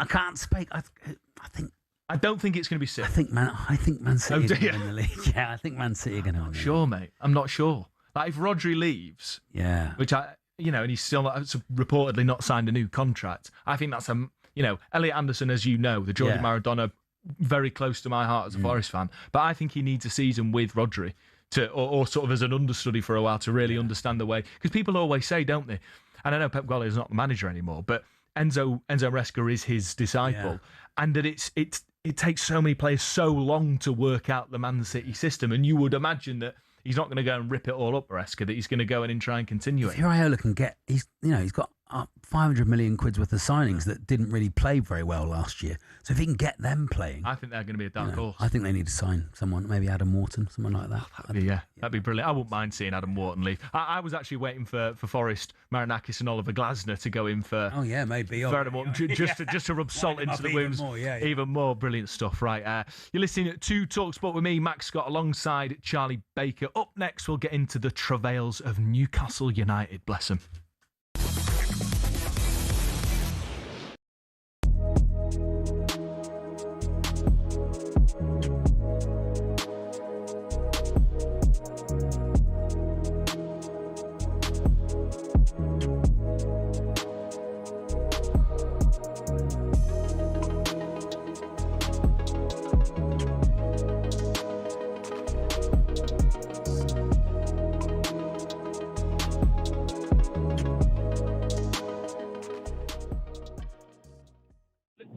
Something about Tottenham here. It's a big conversation because obviously it's about trophy wins, European Cups, all of those sort of things come into it. But in the modern world, it also comes down to support base. Money is so much involved, and Spurs are a big club, full stop. Of course, we're above someone like West Ham. We have got more support. He had you above West Ham globally. Well, I know, but he was almost fighting with that. You could also look at a support point of view globally. We would make Chelsea look tiny, They have had more recent success. Facts, they've had more success. But we also got to think about Tottenham history. First team to do a domestic double. First team to win the European Cup. We have history that can't be ignored in the same way that like Aston Villa. Without being pedantic, people will be shouting at the radio, European Cup, not the European Cup. A European Cup, yes, apologies. That's all right. And I think that history is important, it really, really is. And I don't want to sound like I'm banging on about the past. We know what we've been. I'm a realistic Tottenham fan, I've seen it. Arsenal are a big club. Hate saying it, they're a big club. Bigger than us. I've got to say that as well, and that's going to upset people. Rich, could you do me a favour then? You rate them 1 to 4 first. It'll have to be Arsenal. Okay. Gives me the up, but there you go. Then who? And you're not. It's controversial. I'm going to put us above Chelsea and then West Ham at the bottom. You think Spurs are bigger than Chelsea? As a club, as a supporting club, and all internationally supported, and all their clubs, 100%, yes. And history, yes.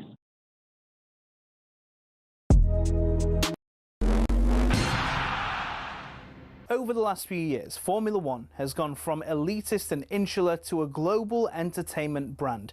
The transformation's down to American investment group Liberty Media, who cultivated a new image for the sport since buying it in 2016. Better access to drivers, improved content on social media, and tapping into the US market have given F1 a massive boost in both attention and revenues. But is everyone happy? The fans certainly are, as evidenced by Drive to Survive. Almost 7 million people per season have tuned in to get all the gossip and all the drama from the paddock. The extra exposure means the drivers can demand a higher salary too. In 2010, the top drivers were earning $20 million a year, which isn't bad. But now, the very best earn 3 times that, with Max Verstappen getting a whopping $65 million in 2025. But money doesn't always buy happiness. Some drivers, including Verstappen, don't like the pageantry the changes have brought about.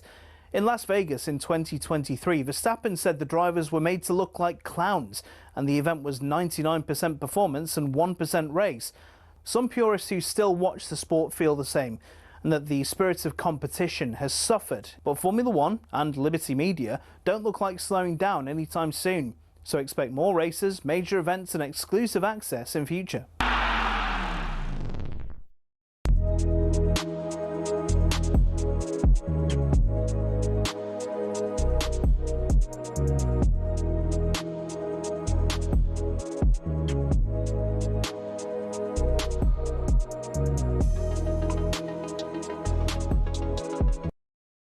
Anthony Joshua is on the road to destiny. But first, there is danger. Prenga, 20 wins, 20 knockouts. And AJ knows, one moment, one mistake, one punch will change history. AJ is back. But there is danger before destiny.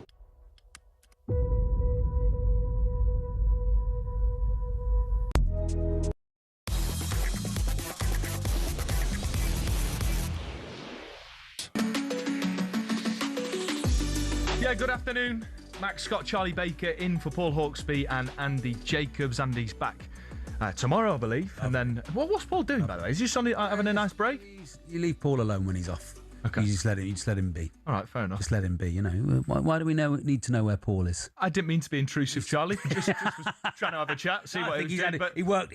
Now I know, never ask where Paul is. He worked very, very hard. Well, Paul, during the World Cup. Yes, he did. Now, Paul might be enjoying some time away, maybe some time in the pub. And with the sun kind of still shining, if you're out heading this weekend to the pub, make sure to grab a pint of So Good Lager from talkSPORT. And meantime, it's available in all O'Neill's pubs and some of your best sports bars across the country. Find out where your nearest pub is at talksport.com/so good. 18 plus. Always, of course, drink responsibly. We were talking with Will Mellor about Manchester United. He's feeling incredibly positive, but I'm not so sure that is the case for Newcastle United fans. All sorts of issues with PSR or squad cost ratio.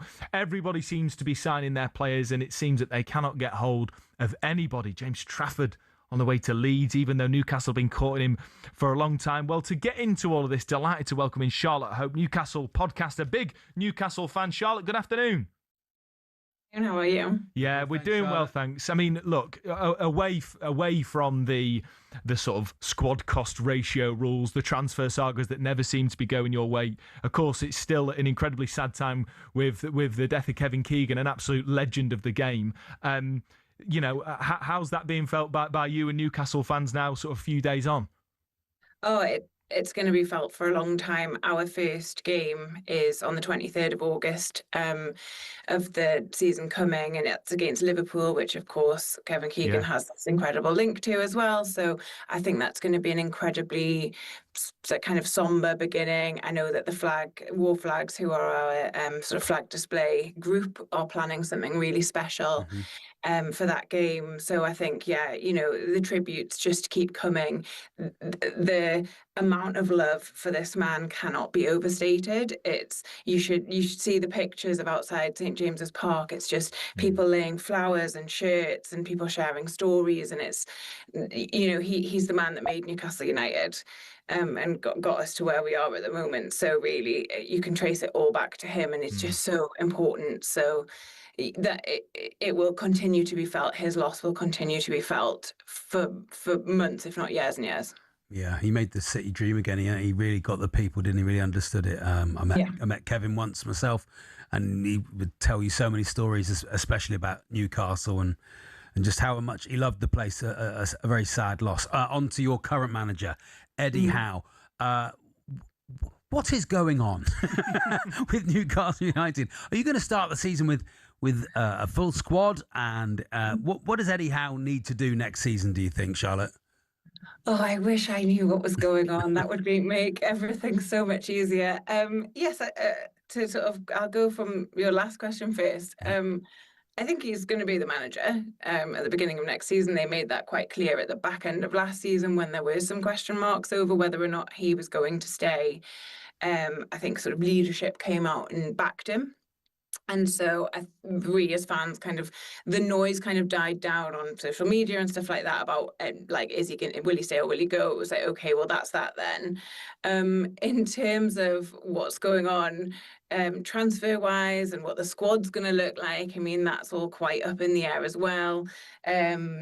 We've obviously we've sold Anthony Gordon at the very beginning of the summer, which wasn't a massive surprise. He wasn't really a participant in the last 5 or so games.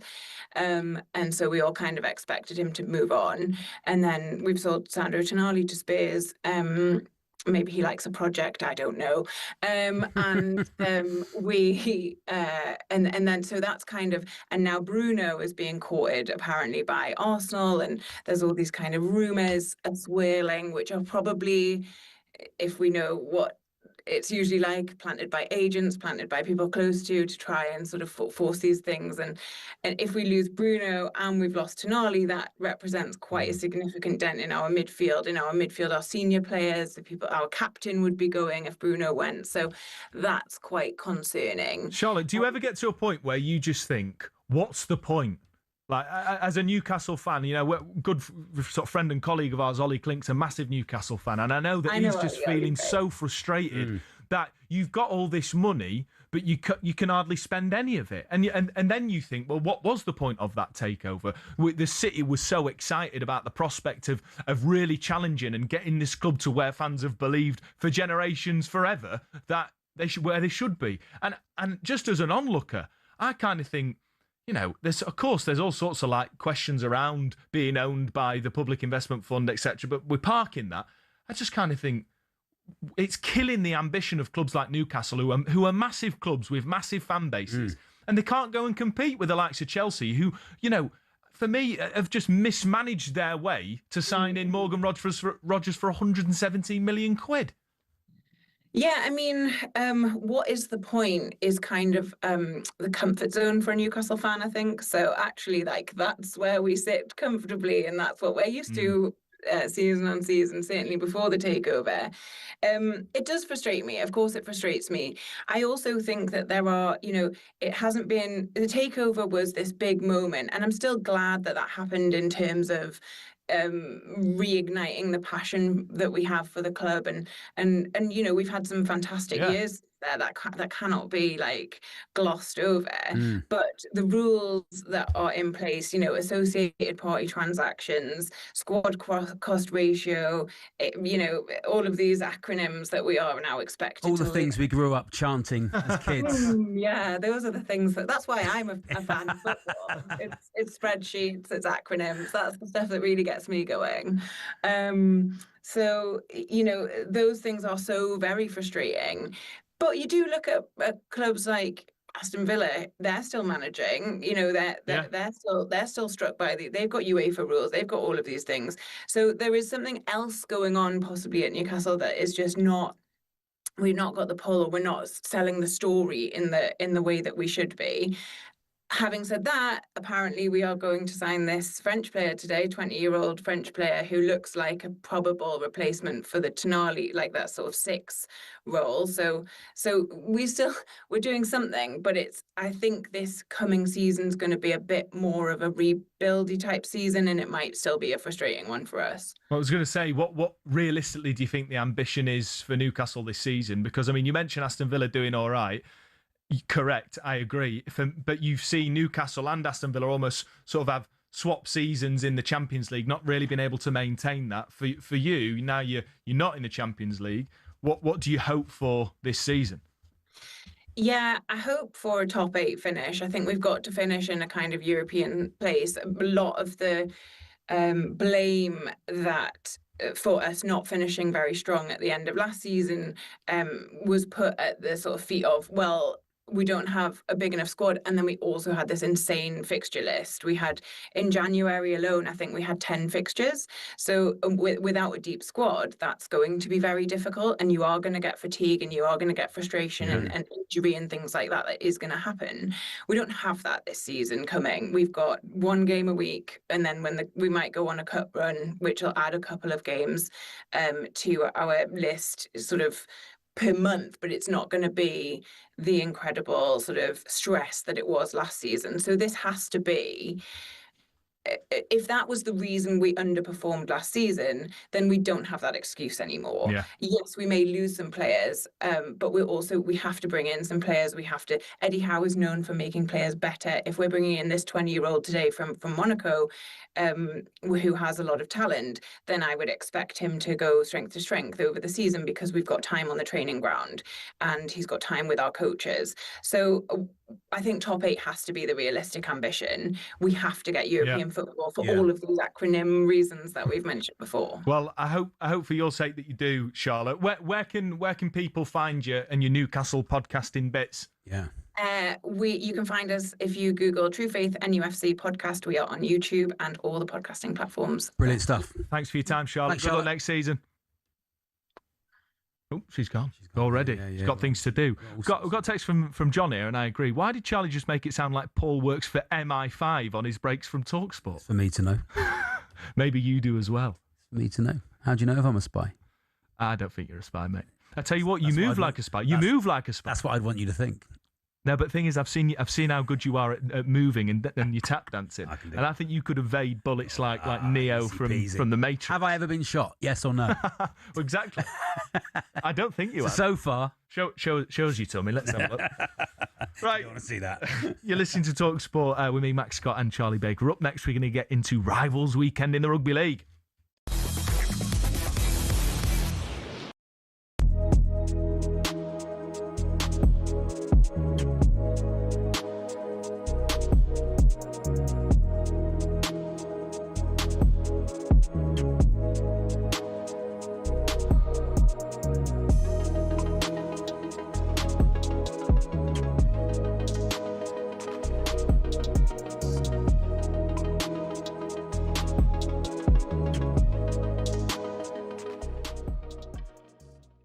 Every member of the British press has spent most of the summer before the World Cup slagging it off. You've talked about ticket prices, so let me call you out on that.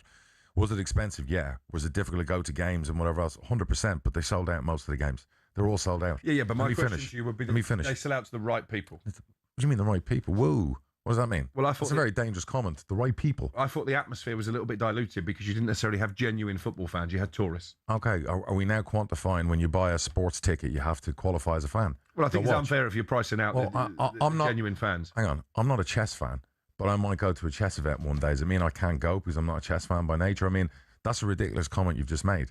That Not really. There are only football fans are allowed to go to the I World know Cup. a lot of England fans. You're a Manchester United fan. Yeah. Are you telling me everyone that goes there, half of Old No, of Trafford course on not. a match day, Of course not. are diehard Man Of United course not. fans? Tottenham. But I know a lot of England fans who are in the England Of Travel course, they Club. couldn't They've got afford to their go. caps. I get it. And they had to make a financial decision not to attend this World understand. Cup. Lots of Is things- that right? There's lots of things in my life I couldn't afford, or can't afford at various Oh, times. not anymore. No, well, I'm fortunate enough. I worked hard enough not to be in that position. But through my 20s, I looked on with envy that I couldn't do this, and this.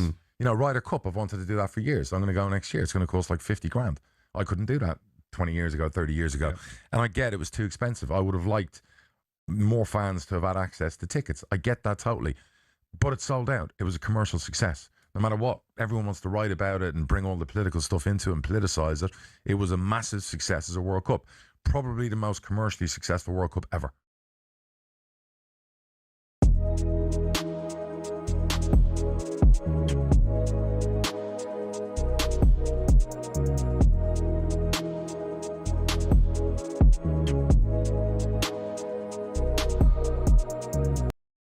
Anthony Joshua is on the road to destiny. But first, there is danger. Prenga, 20 wins, 20 knockouts. And AJ knows, one moment, one mistake, one punch will change history. AJ is back.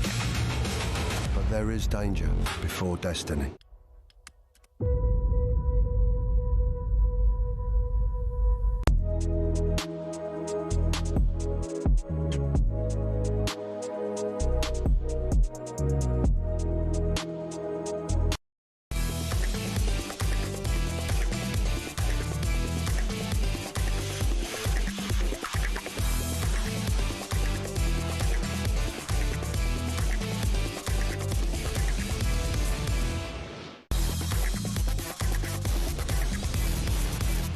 Big fight build-up on talkSPORT with DAZN. Anthony Joshua's comeback starts this Saturday as he faces Christian Prenga. Watch only on DAZN Saturday Fight Night.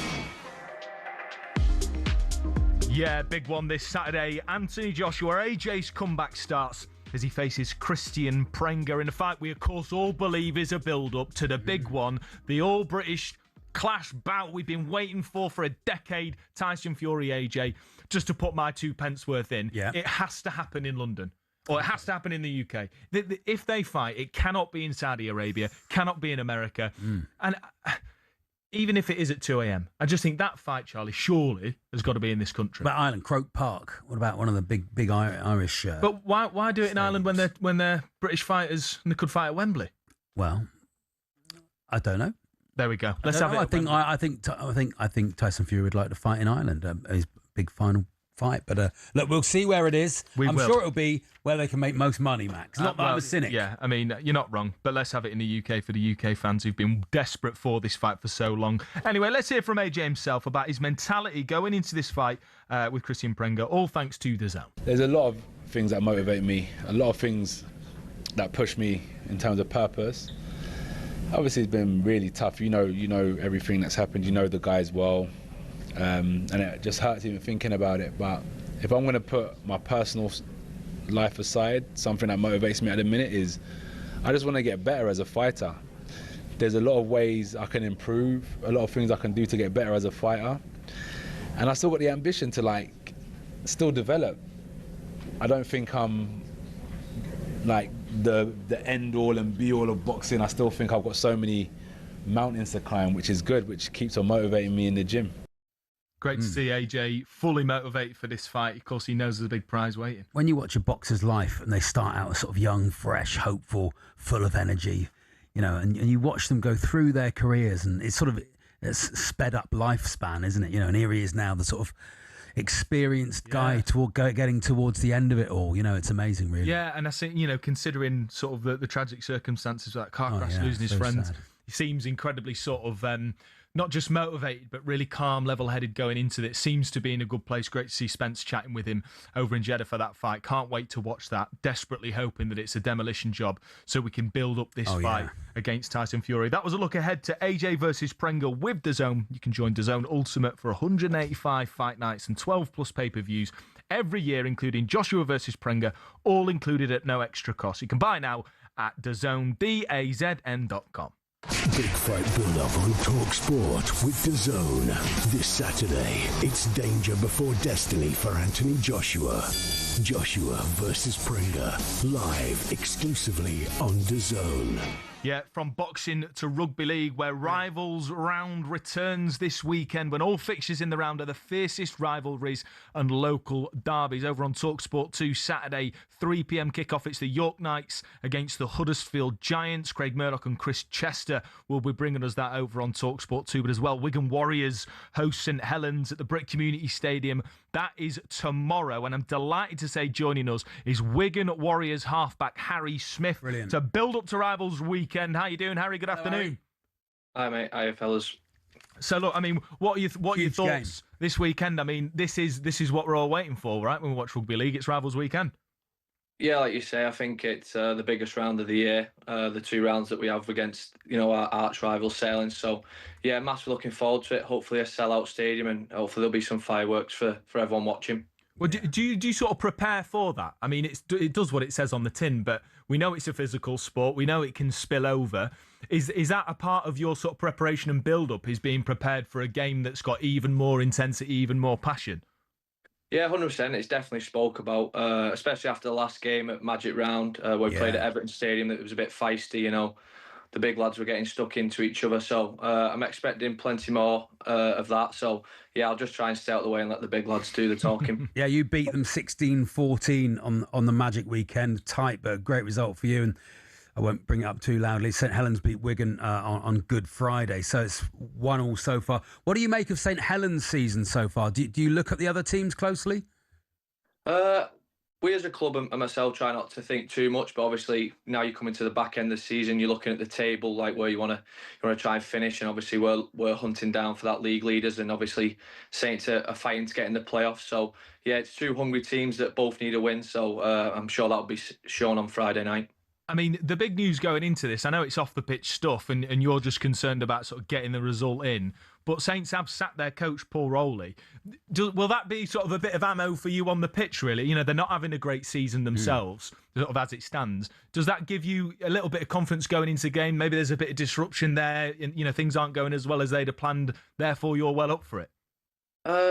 You could look at it that way, but also you can look at it the other way. You see teams when they lose a manager in football, the same rugby league, they become desperate and almost can be even more dangerous. So I think that's the side of Saints that we're expecting them to be at their best, and yeah, we'll have to be at our best to get a win and put on a good display. Now, because obviously how it works is you play for the League Leaders Shield, don't you? And then you go into the playoffs at the end of the season. Do you have different mentalities for those 2 sort of separate things? Yeah, you definitely do. Like the league campaigns, week in, week out, you're searching for consistency and searching to get a run of wins, where when you come to the playoffs, it's like the FA Cup, it's like the Challenge Cup, it's do or die. You've got to win that certain game. So there is definitely a different mentality. It's obviously the bigger games come in the playoffs, and that'll sort of, this game on Friday has that big game feel as well. It's not do or die, but we both want, like you say, it's 1-1 throughout the league, so we both want to go to 2-1. Yeah, I'd say surprise package of the season has been in Wakefield. I mean, currently 3rd, really playing really good rugby league, aren't they? Yeah, fair play to Wakefield. The new owner come in a few years ago when they went down to Championship, and they've built back up, and yeah, the stadium's impressive what they've done there, and they've built a really strong squad with a core of really good English players. So yeah, fair play to them and the owner for what they're doing, and I reckon they'll definitely be there in the playoffs at the end of the year. Harry, you've come through the youth system. You were named the Young Player of the Year in 2022. Sort of how do you feel you've pushed on since then? Now 4 years later, and still playing. Yeah, I think it's gone well for myself. Lucky to have some success at the early end of my career. 23, 24. We won quite a few trophies, and obviously last year disappointing not to win anything. So to be part of that is really special, and I'm really lucky. But yeah, just looking to keep building and keep looking to be one of the best players in my position in the league if I can be. Yeah, brilliant stuff. And you just signed a new contract extension, so you're going to be with Warriors. Do you think you'll be there your whole career now? Because you started in the youth system and signed till 2030. Possibly, yeah. Just at this moment in time, it was the best move for me, myself, and my family with a young child, etc. So, yeah, I don't like to look too far ahead, but there is definitely a possibility of that. I'm just excited for the next 4 years. Like I said before, we built in 23, 24, winning trophies. So that's what I want to do at Wigan, and that's what Wigan's all about. Being in them big games and winning them big games. So that was the driving factor for me to staying at the club. Harry, brilliant stuff, mate. Thanks so much for joining us, and good luck tomorrow, mate. Cheers, fellas. Thank you. That's Harry Smith, Wigan Warriors halfback. They're taking on managerless Saints tomorrow. That's the breaking news out of Rugby League today. They don't have a manager going into rival. New manager bounce. St Helens, they might step up. Well, or they could just do like an Igor Tudor. Do you remember when it was his first game Arsenal or his second game Arsenal? They got absolutely battered. I think there's good books to be written about that period of Spurs, the 2 17th finishing seasons with a trophy. Igor Tudor coming in, all sorts. That was a low point, wasn't it? I think Spurs are going to go well, Max, No, I agree. I think they've signed good players. I like De Zerbi as well. I like the cut of his jib. I liked when gets in, makes changes. But sort of says it how it is. Even though Forest, I think, had just crawled slightly away from that pack towards the end of the season, but we were still in danger. Yeah. And hearing Roberto De Zerbi, his sort of rallying calls of, look, everyone needs to, I think he said verbatim, everyone needs to stop crying about it and just get to work. And I think he is the right man at the right club at the right time, because he's got that sort of a bit of spine when the club previously hasn't had any. And I think he's really sort of ruffled a few feathers and said, look, if you want me in, you need to spend big, you need to buy a lot of players, and they've done that. They've got a big-time manager in. Yeah. And sometimes you need, I'm not saying De Zerbi is bigger than the club, but he doesn't need the club. Yes. Which sometimes with some managers you think, you need this job actually. But he seems to be able to go in and go, look, it's my way. Fits. This is how I'm going to do it. Yeah, absolutely. I look forward to Did you see Mateus Fernandez's absolute belt? I did. I just saw that on Sky Sports in front of us now. Yeah, but what a good goal. I mean, great goal. Yeah, I seriously think that they, without the pre-season, it doesn't count. No, it doesn't. Although we enjoy our pre-season. You had your prawn sandwiches yesterday. I'm nipping just over to Villamora to watch the Mighty Forest next week. It's been great. I don't feel sorry for you with that. I think that's going to be good. How are Forest going to do in this season? Oh, well, mate, honestly, I know this is Talk Forest again. Yeah. But this really is the first. Listening to Forest FM 81089. Yeah, I think it's the fact that we got Glasner is an unbelievable appointment. He's a top manager. I would imagine. Look, I'm not kidding myself. I think he's probably been looking at so-called bigger clubs in Europe and thought, and obviously not got it, and thought, well, Forest is the next big thing, and I've got an owner who's willing to spend. We've just announced a signing 44 minutes ago, Zander Schläger, don't know if that's the correct pronunciation, but a player from Germany, or an Austrian player who's played under Oliver Glasner before, and I just think with a top-class manager like that, as long as he's backed, we've seen what he's like when he's not backed. Yeah, he came out. I'm going to leave, but I'm going to win a trophy on the way out. But we've seen under Marinakis that's not the case. He is going to get backed. He is going to get players, and we've scored 5 goals in 2 pre-season games. Doesn't matter. Happy days. Doesn't count. It does, mate. And am I right? Glasner's won a trophy everywhere he's been. I think I'm right in saying that. But even if not, you can Google it in the break. Yes, do. You're listening to Scott and Baker on talkSPORT in partnership with Toolstation. Make the switch to Toolstation Trade Club and save 10% on all electrical and lighting when you buy cable and flexes. First stop, Toolstation. Next up, we've got absolutely loads to come. First stop, transfers with Ben Jacobs.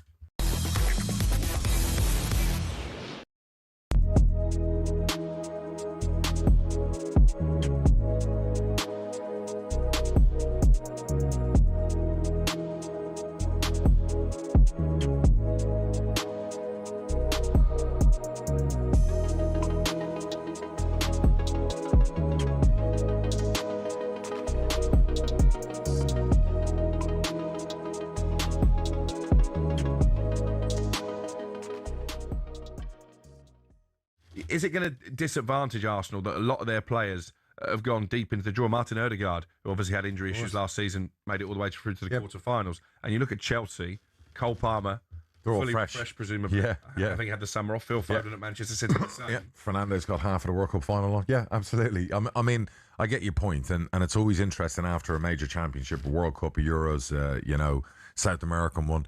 How are the players going to be? Are they rested? I think the same at Liverpool. Some of the players coming back has Van Dijk. I know they didn't go deep, Holland, but again, he played more minutes than anyone last year. He was up there. Got to the final. Well, McAllister suddenly looked like the player we had 2 years ago. I don't know where that version of him was last year, so it'd be nice to see that for Liverpool this year. But I think Arsenal got a big squad. I think they recruited really well last year. I think they'll recruit again this summer. It would be foolish to bet against them. It'll be interesting to see how they handle it. But you've obviously got then the Champions League. You've got all the cup games. And the biggest thing for me last year was when I saw Declan Rice playing a League Cup game. Yeah, that was the thing, and my head fell off my shoulders. And you look at that guy. I don't just think he's physically exhausted. I think he's mentally exhausted. I saw him in that third place game, and after the game, he looked someone that was he looked like a ghost. Yeah, I'd be giving him 2 months off. Really, not even. I'd be giving. I'd be giving because they've got the Community Shield in. I'd be saying to him, you go away for a month. Go get a holiday with your family, and then we're going to do a month of light training, and you're not going to touch a football for a couple of months because that kid. He's not a kid, he's 27 now. He will be burnt out by 30.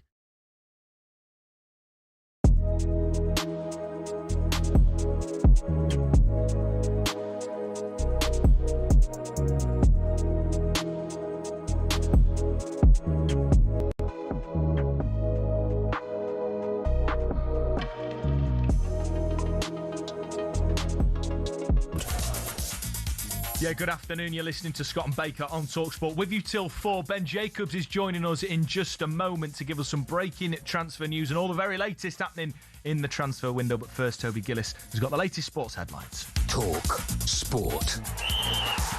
Good afternoon. Christos Solis is officially an Arsenal player. He signed a 5-year deal from Club Brugge and cost 34 million quid. Leeds are in talks with James Trafford over a permanent deal. Hull have signed Matt Targett.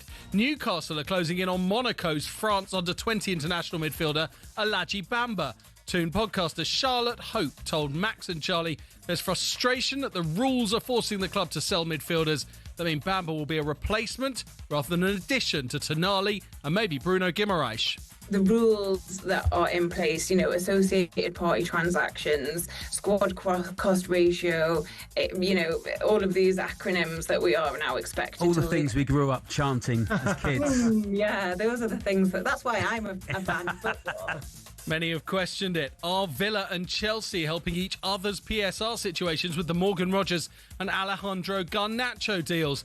But for football finance expert Stefan Borson, this is not simply an arrangement of convenience, especially the Garnacho loan. I wouldn't read too much into it that it's a certain deal.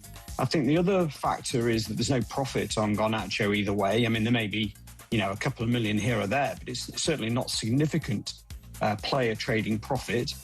We can confirm now that Alejandro Garnacho is an Aston Villa player. The switches are loaned with what are described as achievable conditions that would turn it permanent. The head of football policing in England says it's unsustainable for the taxpayer to continue spending £70 million on policing fans outside stadiums. Mark Roberts says clubs should spend more on it after it was revealed last season had more reported incidents than any since the data started being collected. And we now know the men's Ashes will kick off on the 18th of June at Trent Bridge next year. Lords will host the second test, Edgbaston the third, Southampton the fourth, and the final one will start on July the 29th at the Oval, which has also been selected to host the World Test Championship final next summer. There's more at talksport.com. talkSPORT News. Police have apologised for not searching the Manchester synagogue attacker's phone when he was arrested prior to his rampage last October. And prison governors say they're bracing for disruption after the PM paused plans to free inmates. More with Emma at past. talkSPORT weather with QuickFit. Keep summer journeys safe. Visit your local centre or quickfit.com to book your tyres, MOTs and servicing so you can drive away happy every time. Some showers for the far east of England and in northwest Scotland. Fine elsewhere with some hazy sunshine and feeling very warm, particularly in the south.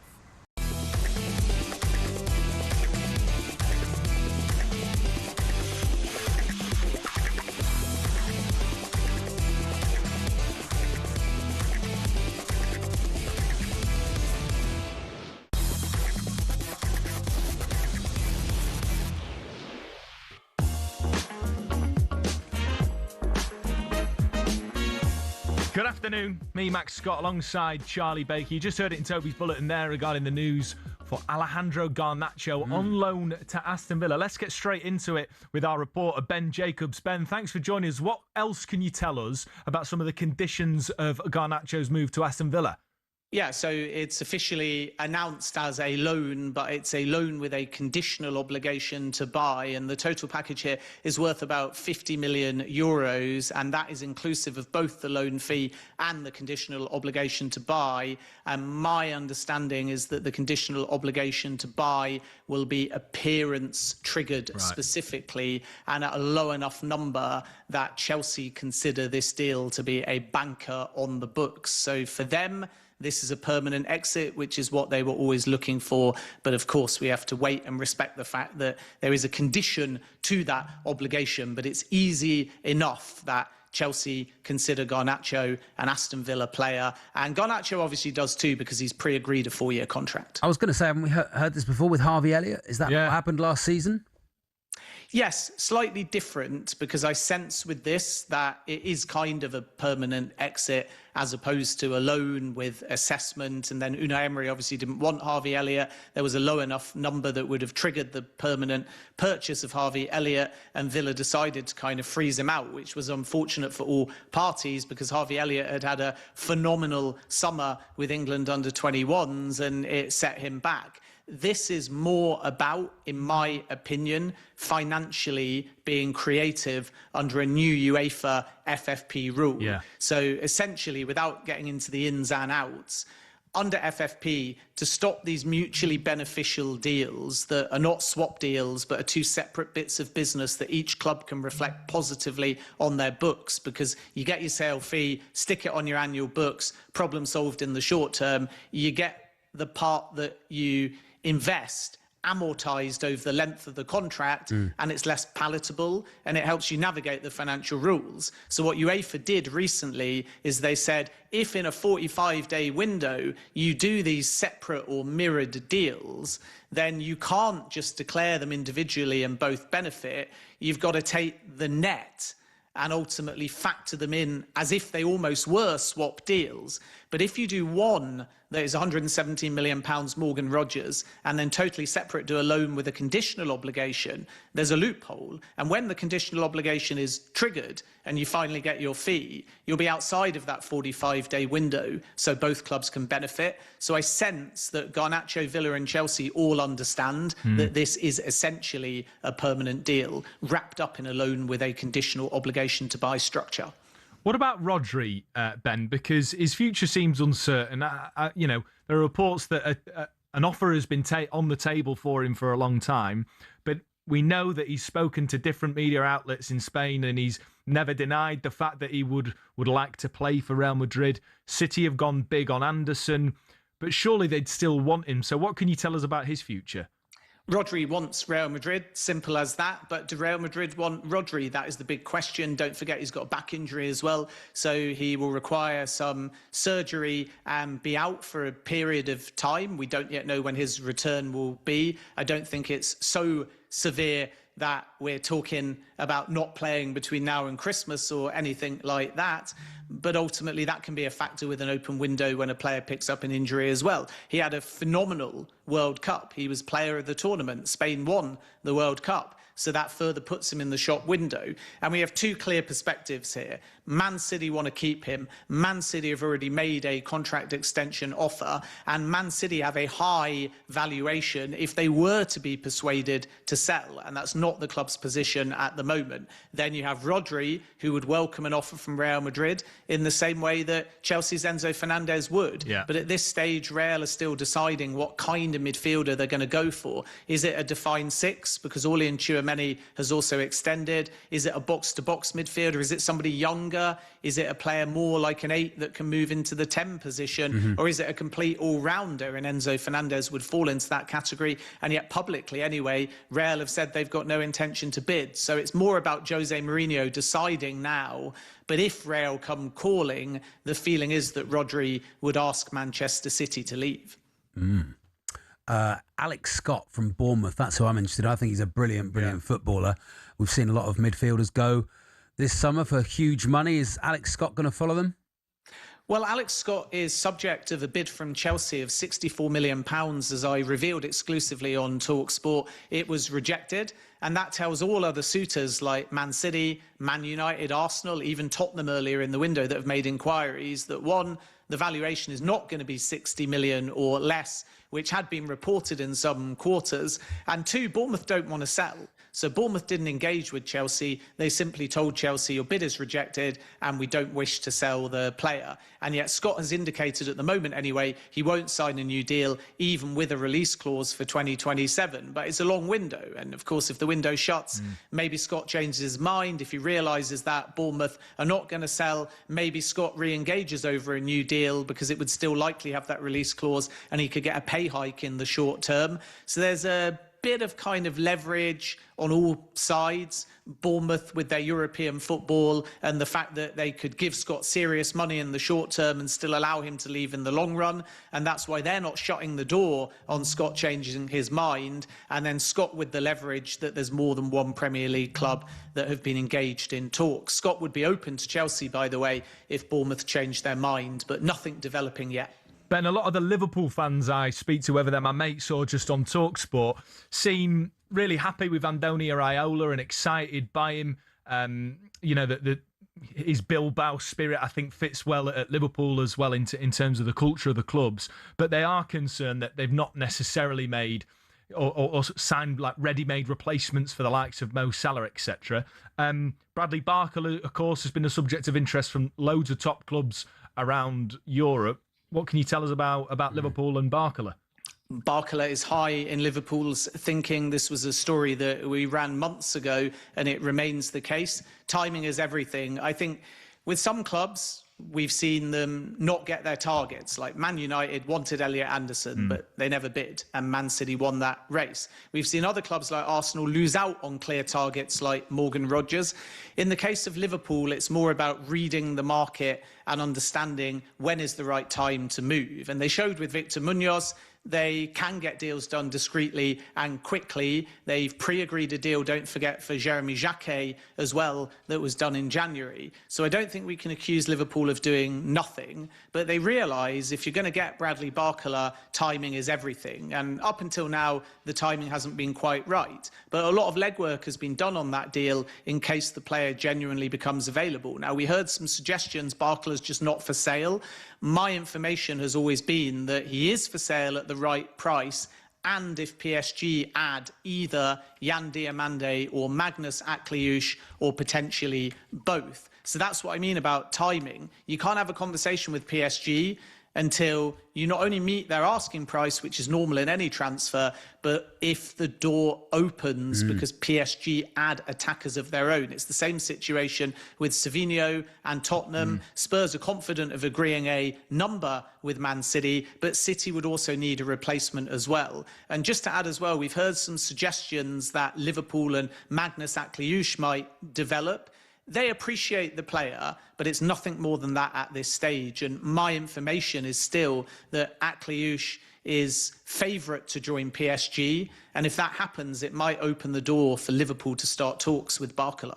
Ben, thank you so much. Brilliant, Ben. Yeah, brilliant stuff as always. And great work over in the States at the World Cup. I thought the way that you sort of broke that story, particularly regarding the Balogun intervention, was absolutely brilliant stuff. So, and the hot pizza, that was good as well. Appreciate that. I won a hot dog eating contest. I caught a fish in Seattle, and I broke the US president calling the FIFA president all in the space of 24 hours. So it's fair to say I've got range. Yes. So this is the best summer of your career. Unbelievable, Ben. Thank you so much. Remember, you can catch Ben on all the socials and on the talkSPORT website where we're bringing you him and Alex Crook all the very latest breaking transfer news. It's a busy one. There's loads we didn't get to, so head to the website. You're listening to Scott and Baker on talkSPORT in partnership with Toolstation, open from 7 a.m. Monday to Saturday. Grab what you need. Get on site, get it done. First stop, Toolstation.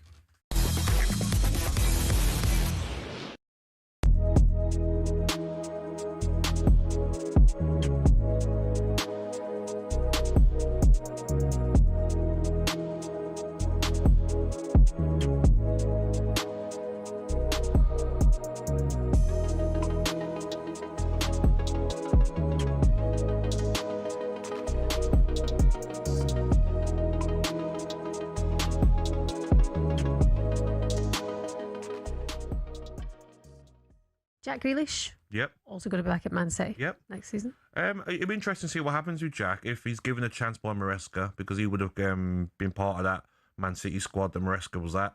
Or will the manager think, no? And will Jack think, you know what, maybe I want to move on? I think it's still early doors. I think we have to see what happens over the next 6 weeks. You know, still 6 weeks left of the transfer window. Start of September, it closes. I don't see him staying there. I see him moving on. Where? It wouldn't surprise me if he moves somewhere else in Europe. I don't see him staying in the Premier League. So I think he's still got 1 year left, I think, of his contract. So the wages as well, will that be a problem for some of the clubs, maybe in the Premier League? But don't rule out maybe back to Everton. David Moyes loved him. Yeah, he did well there. Yeah, he done very well there. Did well there. Okay, interesting. And then, of course, Rodri, reportedly waiting for Real Madrid president Florentino Perez to sanction his return to Spain. And then there's growing support for the move in the capital after he skippered them to the World Cup.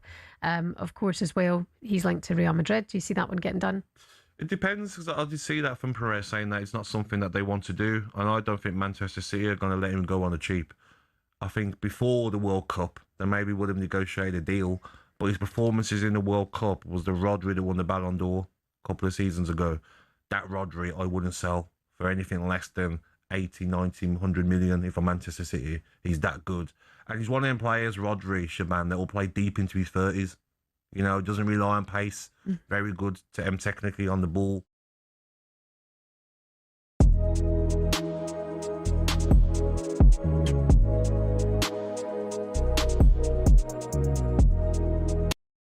Anthony Joshua is on the road to destiny. But first, there is danger. Prenga, 20 wins, 20 knockouts. And AJ knows, one moment, one mistake, one punch will change history. AJ is back. But there is danger before destiny.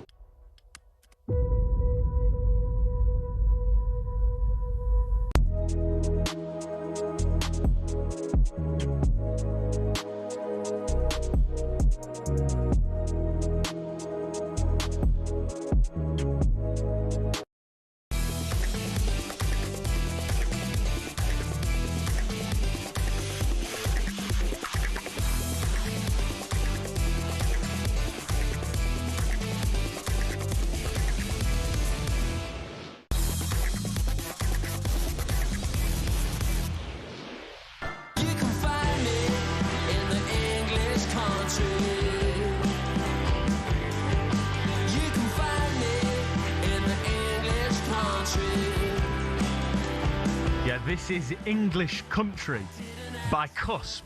Lead singer Dan Stock is with us. Those are the tones you can hear on the track. Dan, welcome to talkSPORT, mate. Thanks for having me. I'd say it's a dream come true, but... Is it not? But it's not. When you're a musician, this isn't on the list. Wow. Oh, well, thanks for coming in. Cheers, Dan. So, tell us, Dan, about the album, about the song English Country. I mean, what's inspired that?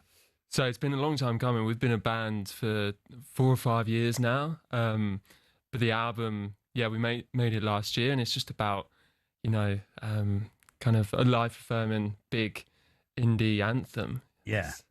Yeah. We were saying at the top of the show, actually, that there isn't enough for us indie music just here on the radio, like you've just heard here on talkSPORT. That there isn't enough of it.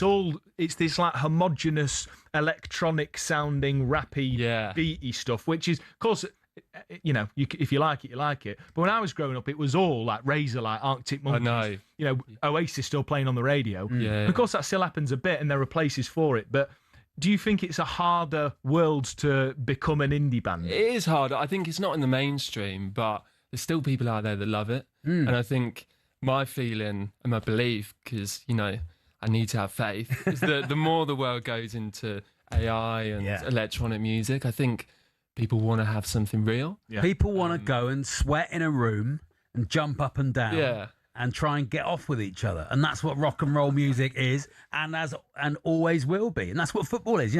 Standing on a terrace, not trying to get off with people. Yeah, I'm going to say I've never got off with anyone at a Forest. You've never been to Torquay United. Come to a Cusp gig, mate. That's what it is, isn't it? It's finding the soul of people. Absolutely. Yeah. That's what it's all about. I mean, you're in a band so you can play live, basically. Yeah. So tell us about Cusp. It's not just you.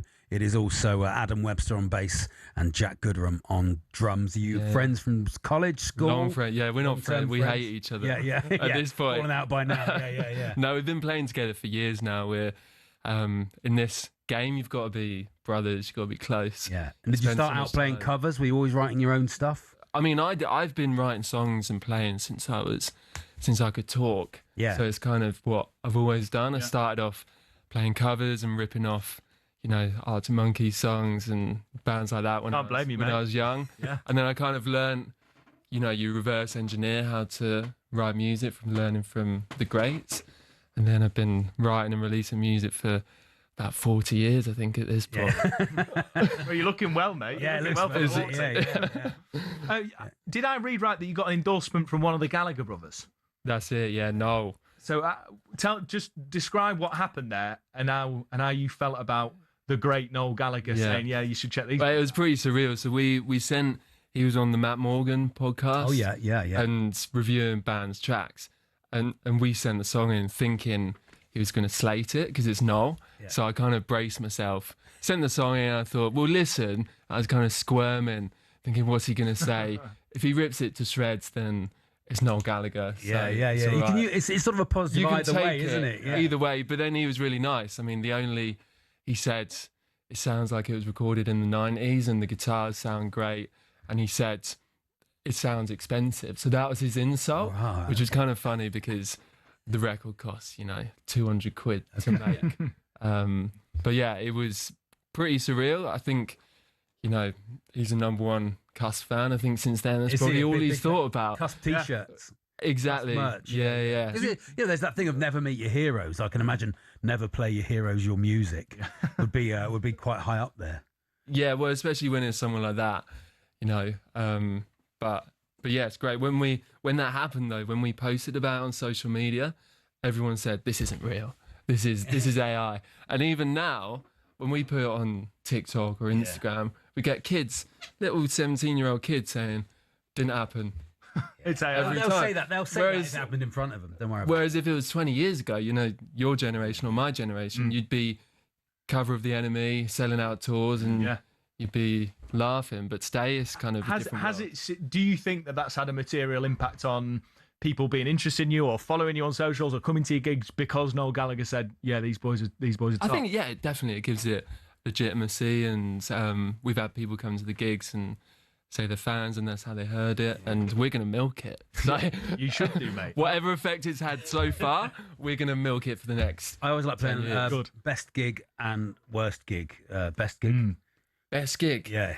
I saw Richard Ashcroft on no, Friday. I mean that you've played. But that I've played. Both. Let's do both. I saw Richard Ashcroft. It was the warm-up to Oasis. Yeah, I was there as well. And that genuinely was one of the best, probably top 5 days of my life. It was like a headliner. Yeah. Because he's got tunes that, as big as anyone. Yeah, it's incredible. The best gig you've played yourself? I mean, we've done a lot. We supported a band called DMAs. Yeah. They were great shows. I downloaded their album a couple of days ago, funnily enough. Yeah. Not ours. No, I already had it. You got the vinyl. Yeah, I did. And the merch. Do you have any merch? We do. Have you brought any for us? No, I should have done. Mate, well, let's get Target Darts back in. We got a goodie bag from Target Darts. Yeah. And all we're getting from you is fake AI info from Noel Gallagher, mate. When you're supporting a band like that who have got a bigger audience themselves, do you go out and apologise for yourselves, or do you go out and steal their audience? I think you can't apologise. You've got to go and treat it. It's an opportunity. Everyone there could be a brand new fan. Yeah. And, we've had people fall in love with the band at support shows that we've toured around Europe and the UK, done laps of the UK. Brilliant. And there's people that have seen us at support shows who have followed us around the country and now watch us whenever we play our own gigs. So, it's a tough crowd sometimes because you don't have everyone on side, but I think that's the job, isn't it? To convert people, and you can't apologise. No. I love that. What's it like? I mean, it's festival season, right? Have you got any sort of festivals coming up? We do, yeah. Where are you going to be? Yeah, we've got Truck this weekend, and then we got Why Not, and we've 110 above. So some smaller festivals as well as bigger ones. Just did Isle of Wight. Yeah, that's a big festival, quite a busy summer. Well, they often have a right away from the main stage. Obviously, they'll have an indie tent. Yeah, yeah. Saying Absolutely. Where everyone's snogging. We were headlining. Exactly, you were headlining. You were killing it. Brilliant. Yeah, that's great. But it sounds like it's going really well, and that's why you're on talkSPORT. Otherwise, you wouldn't be. You wouldn't be on Talk. I mean, this is an unusual slot really for us, but I'm absolutely loving it. Everyone's turned off at this point. No, they haven't. Can you tell me about English Country? What's the song about? Oh, that's the hardest. That's like a gun to the head of a songwriter. Yeah, what's it about? It's probably about never being truly loved by his mum, because that is what most songs are about. Yeah, my mum actually adores me. Oh, there we are. Maybe it's the opposite. No, I'm obsessed with writing songs. I write songs every day. I can write songs easier than I can string a sentence together. And the last thing I think about is the meaning. You know, you're just kind of, sounds silly, but you're just in the world of the song. Yeah. And for me, I always liken it to like when I'm in my stride, it's like you've got the radio in your head. So I don't feel as if I'm there thinking, I'm going to write a song about the English country and then go from A to Is Z. this like the music equivalent of it doesn't matter how you win, just win? Oh, yeah. Like it doesn't matter what the meaning of the song is, just get it done. Wonderwall about, he's not going to really have an answer, because songs, not saying that we have Wonderwall, but songs have a life of their own and they mean different things to different people. On Wonderwall, of course, big football anthem this summer. Yeah. And you're from the south, so as expected, you're a United. Exactly. That's actually my joke. So he's just stolen, just to say, he's stolen my joke back at me. But I'll take it. Big Man United fan. Big Man United. Absolutely, yeah. I mean, like you say, I'm Southern. I was favourite all-time player. Well, it was Beckham that got me into it. I mean, but I was a kid during the Rooney era, Rooney and Tevez, and the glory days. You taking Rashford back? No, you think? I don't think so. Game over for Rashford.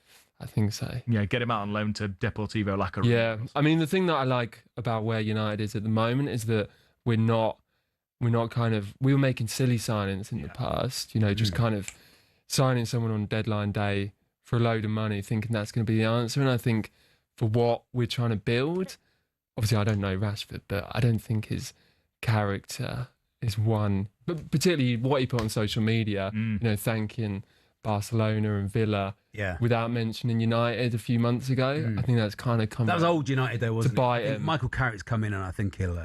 Yeah, we'll see. We've just been through the World Cup.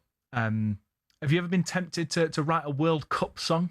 No, but we did with English Country. We thought, well, we've got a song that the chorus talks about the English country, and it's a good song. Yeah. So we thought, let's go to Wembley and film some videos. Yeah. So we did, put on some England shirts, film some videos. So it wasn't a football song, but we kind of shoehorned it in, to try and get a bit of jumped on the England bandwagon. We jumped on the bandwagon. Blame you. Come on, that's. I was going to write an extra verse, but I didn't go that far. Brilliant. So tell us about where can we find you? What you've got coming up this summer? All that jazz. Yeah, so it's Cusp everywhere on Spotify. I guess is the main place, but we've got a record coming out that's on vinyl.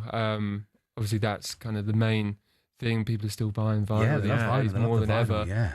But then a headline tour in October, so we're in London, Manchester, Newcastle, Glasgow, Birmingham, and I've probably forgotten one. But yeah, Cusp everywhere on the socials. Brilliant. Well, I think we're going to play out what we're going to play out with. We are. So, we've had Dan Stocking, absolute pleasure. Lead singer of Cusp. I'm going to be downloading the album in the break. We came into English Country. We're going out to Forever, Forever. Forever, forever. I keep my head down. And meanwhile, my brain's all out of shape. I could be your right hand man. If you want to shoulder to the crowd, I've got to understand. Nothing that I've got will carry on.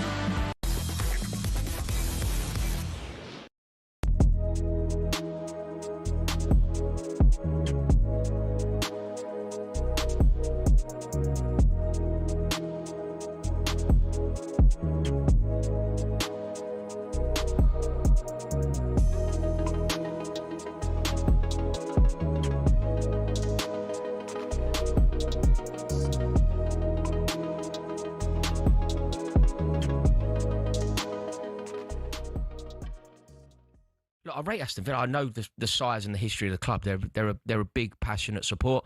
This is bonkers because I rate Emery as well. I have no idea what anyone at Aston Villa have seen in Alejandro Garnacho to think that he is perhaps a solution. I just don't understand it. Talk to me about the player. He's a reprehensible character. I have nothing. I have absolutely nothing. What was that word again? Reprehensible, horrible, objectionable. I mean, Google. Hateful. There's very little to like about him. I think that he's a man who's in it for himself. I've seen nothing to suggest that he's a player that Rory, he believes he is. He's 22. It doesn't matter. It doesn't No, matter. both of you doesn't chill matter. out. You're grown men.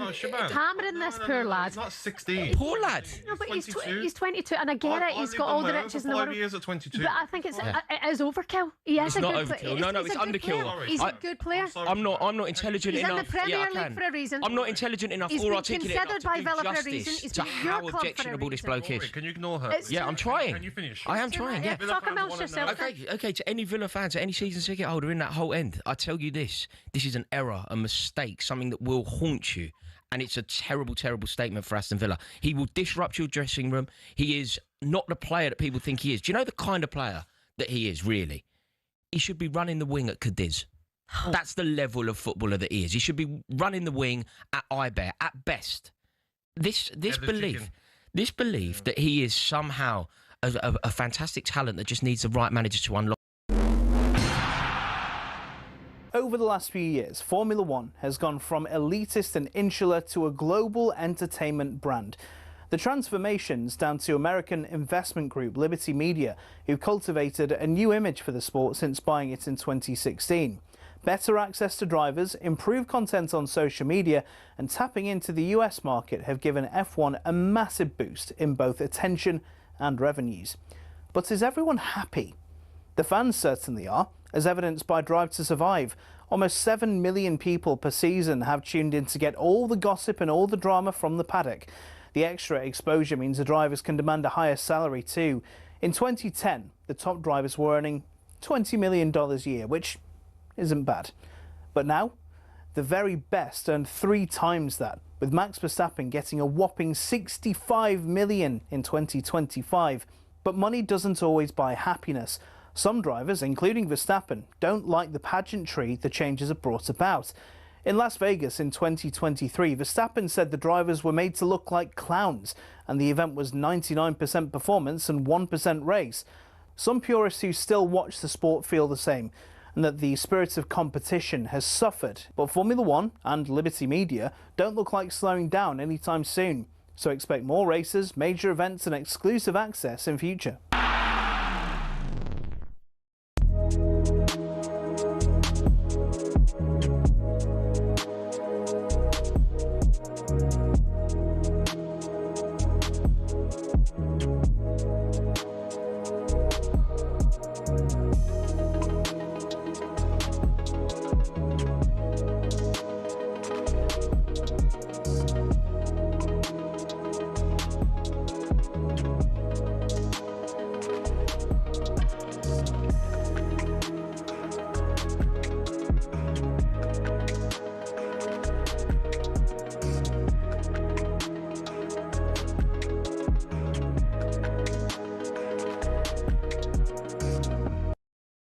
Anthony Joshua is on the road to destiny.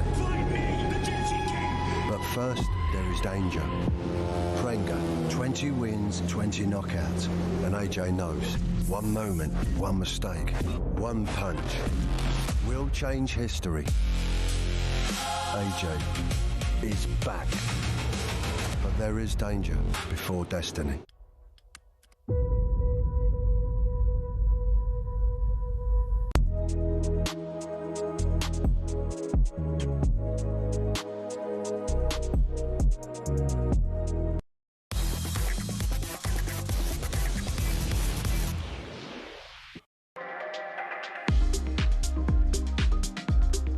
Half an hour left here on Scott and Baker before the boys on Drive take over. We've got a couple of texts actually about Cuss. Okay, great. Thought he was a great bloke, that Dan. Lovely music. You two, you're 6'7", aren't you, Max? Was he 6'7"? No, he was a 6'4", I reckon. Oh, tiny lad. I mean, I stood in the middle. I wasn't. for the picture. I'm just saying, I wasn't marking either of you at corners.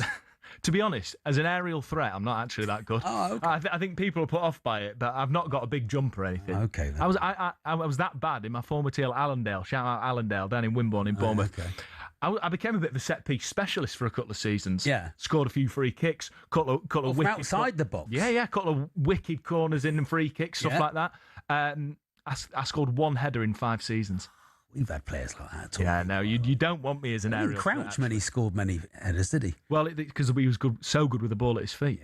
A little bit like me. I'd like to say he based his game off mine, or vice versa. But yeah, I've got a text in saying I'm going to see Cuthbert Newcastle. Absolutely brilliant. Oh, great, stuff. yeah. I'm going to check them out playing in London as well. Very good. Now, change of tack, because Spain might have saved football in beating Argentina in the World Cup final, seeing the sort of thuggish, bullying behaviour, defeated by the calm, composed quality of the Spanish. But in the battle of football in good and evil, Donald Trump's pushing back in one of the most ridiculous claims we've heard this summer, and there have been many.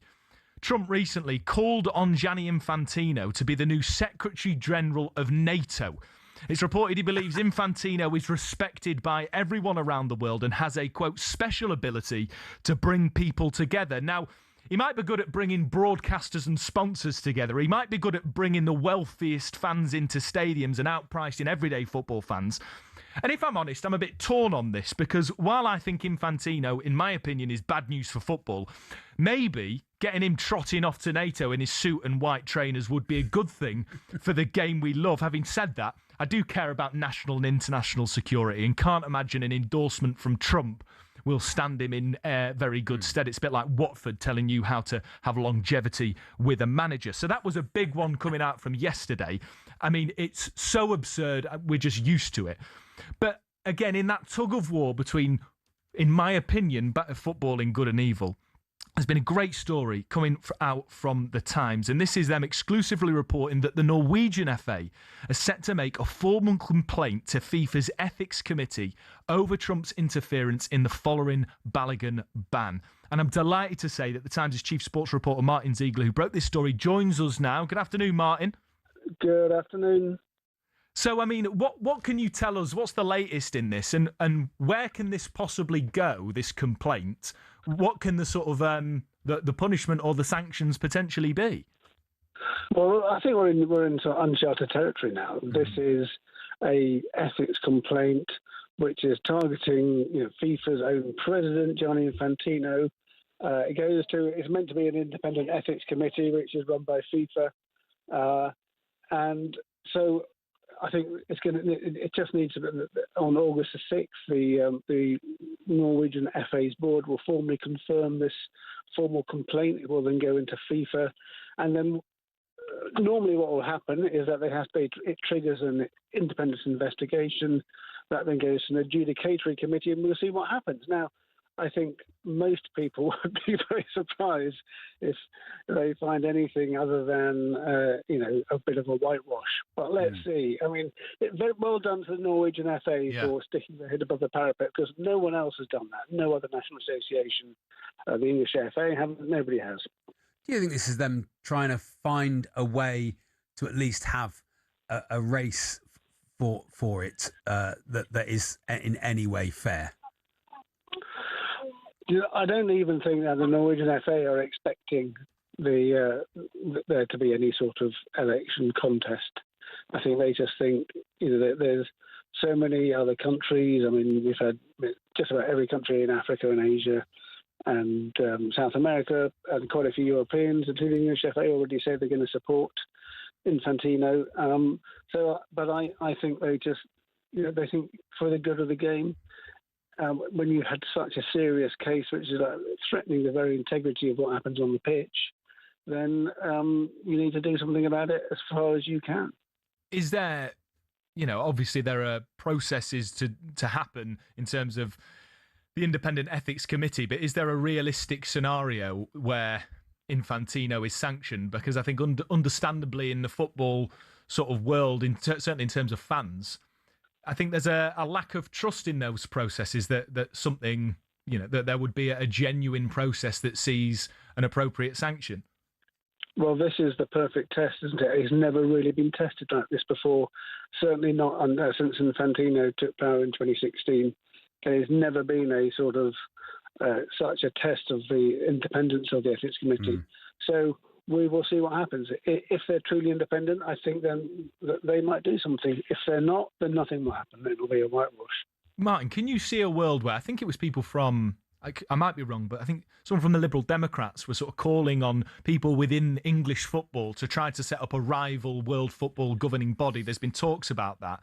Do you think there is any realistic scenario where maybe it's European football federations sort of gather together and garner support to try to say there needs to be a different way that our game is governed? Do you think that's happening, or is that sort of pie in the sky thinking?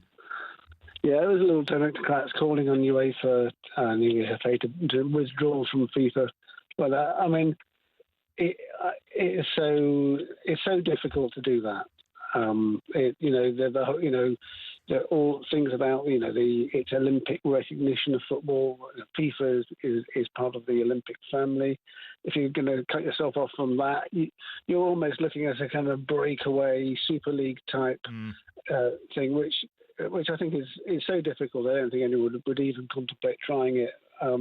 So yes, very much pie in the sky thinking by the Liberal Democrats there. But I mean, but you see people on social media just saying that they have had enough of FIFA. They wish that people would do that, but it's just so difficult to do it the way sport is governed and set up.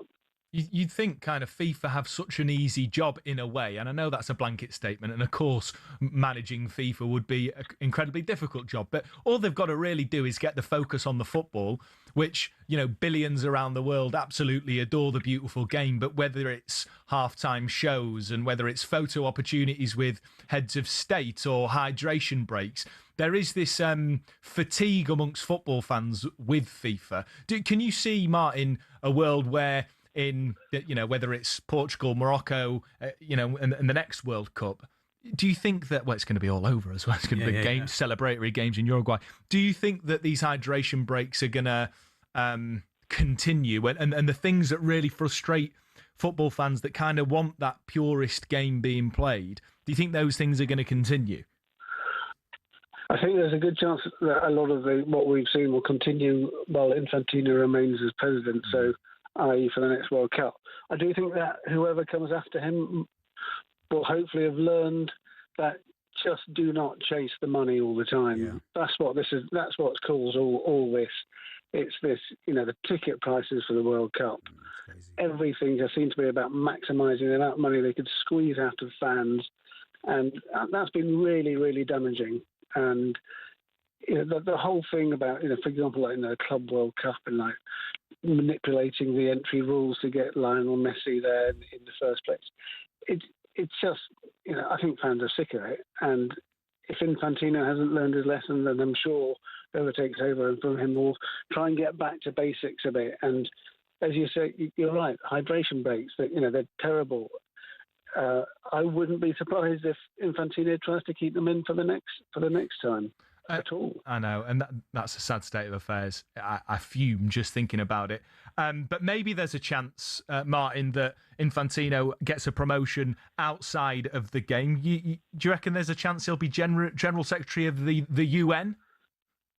Well, I don't think there's any chance he's going to choose that role over being the FIFA president next year. And we're just talking about money. So how much does the Secretary General earn? I think something like £200,000 a year. The FIFA president earns over £4 million a year. So there's quite a big gap to make up. Yeah, fair enough. Maybe Trump didn't get the memo that it's been quite a lucrative role for old Gianni Infantino. Martin, thank you so much for your time, mate. Absolute pleasure. Cheers now.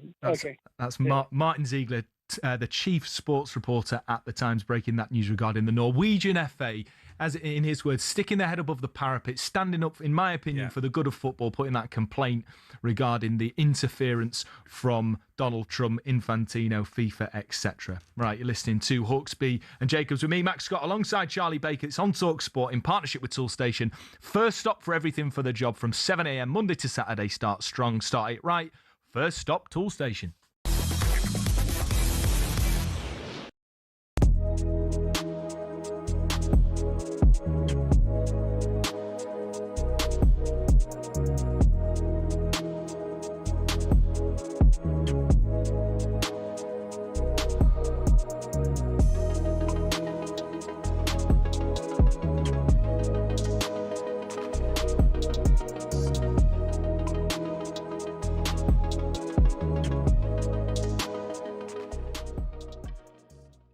What do you make of the transfers? And also, Madison's back. You know, maybe Kulusevski coming back as well. You got some key players back as well. I'm excited. I really am. It's going to be interesting to see what he does with the team. It looks like he's got some real kind of men in. You know, like with Tonali and Robertson, people who are going to, you know, like leaders on the pitch. I think that's what we needed. You know, it seems to me like he's going for a type of side who are going to have some energy in the middle of the park. With a bit of experience and kind of like a bit. I want to see a bit more like Housery from us. Do you know, like a bit like Arsenal have done. Yeah. You know, a bit more like know how to win, and because we've been a soft touch. We've played some decent games, but then like we'll throw away goals and points at the end of the game. And it's time to embrace playing in that outstanding stadium. Yeah, getting a home crowd on side. Don't fear playing there like they have done for 2-3 years. Yeah. Like embrace it and make it a fortress. Yeah, I'm happy with what we've done so far. We've still got to figure out what we're going to do on the left. Like the left wing for me is an issue. Who's going to play out there? No, we don't want Garnacho. You want to take over? No, you take Garnacho, mate. He's a good player. Take Garnacho. He's good. You have him. Oh, I think he's a good player, mate. Why don't you outbid us? Outbid us, mate. I think that if we sort left wing out and maybe look, Richarlison's not the future. Anthony Joshua is on the road to destiny.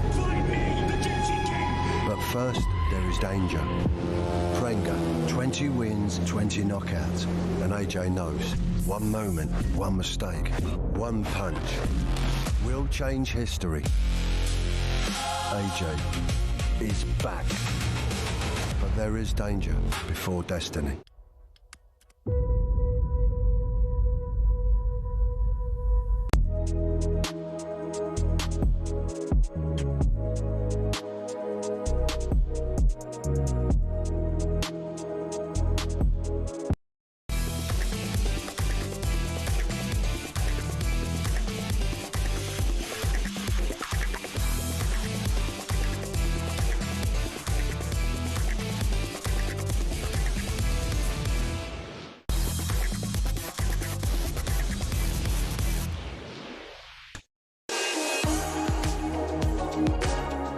Good afternoon, final section with me, Max Scott and Charlie Baker. Following on from us, we've got Andy Goldstein and the great Troy Deeney on Drive. Then Transfer Insiders with Ollie Klink and Jacob Hawley. And then later on, Jamie O'Hara's back on a sports bar with Rory Jennings. No doubt that'll be an absolute belter. But we're going to finish the show with a little bit of Arsenal chat because, of course, we broke the news live on air just after we came on regarding Christos Solis. Oh, yeah. And to sort of get into that and a whole lot more, delighted to say Joel Bayer is with us, Arsenal England content creator, friend of the show. How you doing, mate? Joel? I'm doing great, man. Really good to be back in the talkSPORT offices, and I'm so glad that Andy Goldstein isn't here today. I saw him downstairs, by the way. Okay. Yeah, but I told him I'm so glad I'm not with you today. But Getting you dig in early. Nice. 100%, man. So, mate, look, I'm not from London. I don't have any skin in the game. In fact, I was reporting from an Arsenal pub, the George, the day that you lot won the title thanks to Bournemouth. Fantastic. Amazing scenes. Like I think that's great. Yeah. But I've got to say, if I was an Arsenal fan, I'd be concerned a little bit going into the season just because of, your top players have been overworked, right? You know, the legs in Declan Rice and Bukayo Saka, they don't quite look at it. And then you've not been able just yet. I know there's plenty left in the window, but you've not been able to get a marquee signing. Chelsea have beaten you to Rodgers. That's my sort of take. You know a lot more about Arsenal, Joel. How are you feeling about it? It's Spursy the way you lost Rodgers, wasn't it? Look, guys, let's calm down, okay? We're still in July, by the way. When does the transfer window close? Not in July. Not in July, all right. I saved you the facts right now. I know it saved you. But we have to be smart about this. You've got teams out there spending £130 million on Elliot Anderson. I'm sorry. You know, it's too much. Well, on facts, it was 116 million. And I could rise to that, though, right? I think that I think as soon as you put him in a City shirt, he'll rightly be seen as one of the best midfielders in Europe. Is he worth that amount of money, though? Every single in the penny, market. mate. If that's the market, then yeah. All of a sudden, when it's not Arsenal, it's the market. When it was Declan Rice and it was 100 mil, everyone It was going, cheap. "Ooh." No, mate, Declan Rice was cheap. I wasn't saying that. Don't view the media as this or talk sport as this one group of people. I think You are in Declan the Rice one of the media. best, Definitely one of the group. best signings that has been made in recent Premier League Hindsight. history. No, do you know what I said when they signed Declan Rice? No, you don't. I'm very sure I know what you said. Well, you're wrong, mate. I said it was an absolutely brilliant signing. But look, I don't think Arsenal are gonna. I'm not saying Arsenal aren't going to win the league. I think they're in a great position, but I just don't think for the money that they've generated. I think the most money or most revenue of any Premier League club in history. Are you not a little bit concerned that you've not yet made that big signing? Because it's not even the end of July yet, and we have to. You've got to remember when you're Premier League champions, right? People want to come and play for you, but you want them to play for you for the right reasons, right? You don't want someone to not go to your club because wages were, a little bit different or, because the fee for the clubs didn't match. You want someone that wants to play for Arsenal, ride or die regardless. When William Saliba re-signed his contract earlier on, they tried to link him away with Real Madrid. And he said in a press conference, he goes, well, why would I even want to leave? I haven't even won everything that I want to win here. That's someone that wants to be at the club. Bukayo Saka, he didn't want to go anywhere. We want to build off players that want to be there. Yeah. And I'm sorry, but if Morgan Rogers is gone because, it was a bit of a bidding war and, Chelsea offered more or longer, fine, let him go. He obviously didn't want to play for the club as much as we thought he wanted to. When you're looking at, for example, our signings, it's smart business. We've gotten rid of Trossard. Okay, great servant. Good player. We've now got in the boy from Club Rouge, Christos Solis. If you're looking at him over the last couple of seasons, absolutely fantastic stats. I'm talking about. You're looking at over 50 goals and assists and contributions in 2 seasons. So it's someone who obviously knows the goal, right-footed. You're going to see the cutback. You're going to see a good player. He's young, 24 years old, meaning that he's got time to grow. We don't want people that are there and they all think they're the finished article. We want some players that are there, but we want some players to keep on growing, keep on showing that they want to play for the badge. And like I said, it's not even August yet. So we've got plenty of time to go into the market and put pressure on clubs at the end. I thought you'd have won the league a lot easier last season if you'd had a better striker. Do you still think you need to strengthen in that area? Yes, I do actually, because as much as I think Victor Gyökeres did really well, 20 plus goals in the season, not to be sniffed at all. Cannot look down at it. I do think that the eye test is also something that we can't hide behind. Where there are some chances where you go, if we had a more natural goal scorer, some of those chances we would have finished earlier on. Do you know what I mean? We got one, Marino. Yeah, I mean, got one in the building, one of the best players at the World Cup, which is true. And we're joking around, but I think he's the best finisher at the club. I really think Marino is the best finisher at the club, and I think if we can get in one more, like a Krupi. Someone like that. That'd be unbelievable. Mate, honestly, I'll be happy. Priorities for me, left winger, which I'm not 100% sure if we've solved the issue with this new signing. Hopefully we have, because these numbers are unreal. And a striker. And also, let me add, someone in the middle to give the old boy Declan Rice a rest here and there. Because he needs it, mate. If you want longevity out of these players, you need to give them a little bit of time. And no doubt Mikel Arteta will want to do that, but he's only going to be able to do that if you make that signing. Yes.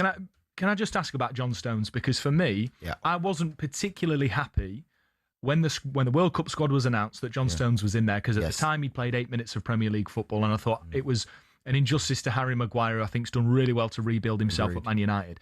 However, he's come out of the World Cup a little bit like Jed Spence, like gold. Yes, Jed, my boy. Unbelievable, by the way. What a World Cup he had. Incredible. For me, we know John Stones isn't necessarily going to play 30, 40 games a season. But even if you get 20 games out of John Stones for the experience and the leadership, and with Saliba out with this back injury, you having him for free? 110%. Sign me up. Bring him to the club ASAP. I'll pick him up myself. Honestly, I think he's great in the dressing room, right? He can obviously connect with like all types of people, all types of cultures. He's played with, whether it be the Spanish, whether it be the Africans, whether it be the English. He's great to have in the... He's obviously got the experience from Pep Guardiola. He's still got legs in him, as we saw. The experience. How many Premier League titles has he got? What, like 5? Something like it's serial winner. He It's knows how to win. unreal, you know. Put in a man of the match Champions League performance as well, Champions League campaign when they won the treble. The guy, he can play in midfield if you really want Well, him at to that fit point in in as his well. career, for me, he was the best centre back in the world. When he was stepping in, playing in midfield, he was unbelievable. Unreal. Okay, so I'm glad you agree with that because I just think you've got to take this opportunity as champions in the position of power that you're in to strengthen from that. And I'm not going to beat Arsenal with a stick for not getting Morgan Rogers. I kind of think they do need a marquee signing. As you say, there's plenty of time for them to do that. Yeah. But let's talk. What's the rush? Who is that signing though? For you, as an Arsenal fan, someone that loves Arsenal, who's the big signing that you want? That everybody household name? Alvarez. That for me, it would be Alvarez, but there's only one problem. Alvarez wants to play for Barcelona. And that contradicts your point you were saying is you want players that play for Yes. But again, you asked me who would my ideal player would be. It would be Alvarez. I wouldn't mind if we went in the market and got a cheeky little Rashford on the cheap. I thought we'd see Rashford at Arsenal in the last season. A little cheeky 40, 35, 40 mil. You know, lower those wages a little bit, you know. Get the old Rashford, you know, get him in there. I wouldn't mind.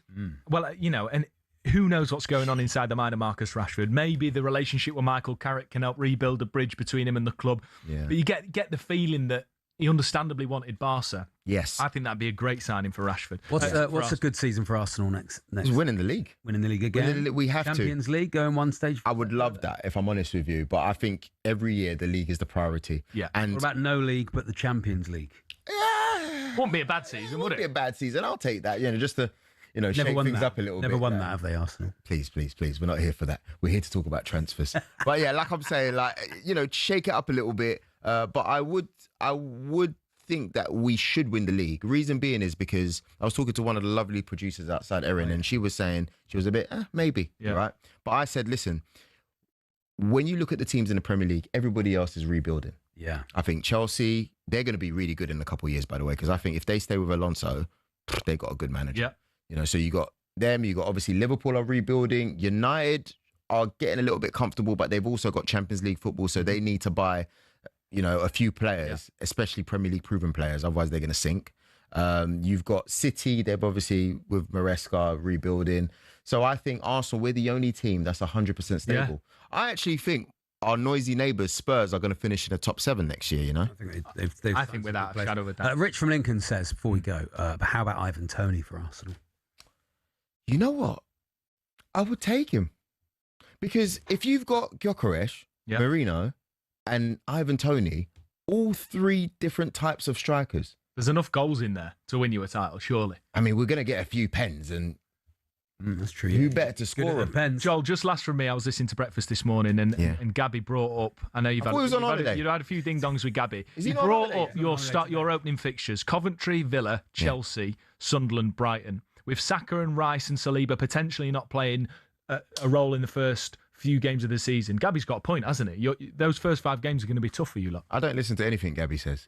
Because Gabby thought he's done the research. Gabby thought he was winning the league come December. I told him, my friend, there's levels to this. Come end of the season, he starts saying, oh yeah, but the transfers, we ain't got enough money to spend. Look, is it 4 games you mentioned? 5 games, yeah. First 5. First 5 games. First 5 games. Yeah. 5 times 3, 15 points. That's what I expect from us. Nothing less. Wouldn't expect anything You less. tell Gabby I said that whilst he's on holiday. I will do, mate. Wouldn't expect anything less from you. Joel Bay, absolute pleasure. Thanks for joining us, mate. Love the show. Keep on going, guys. Great stuff. Thanks, Joel. Charlie, it's been an absolute blast. Lovely, Max. Enjoy with Andy tomorrow. Yes. Andy's back tomorrow. Yeah, looking forward to it, mate. What are you doing this weekend? I'm at the Latitude Festival on Sunday, if people want to come and see me there. Yes. And I am on, of course, talkSPORT Saturday morning and Virgin Radio Saturday afternoon. Go get it. Amazing stuff. You've been listening to Scott and Baker on talkSPORT in partnership with Toolstation. First stop for everything for the job from 7 a.m. Monday to Saturday. Start strong, start it right. First stop, Toolstation. Next up is Andy Goldstein and Troy Deeney.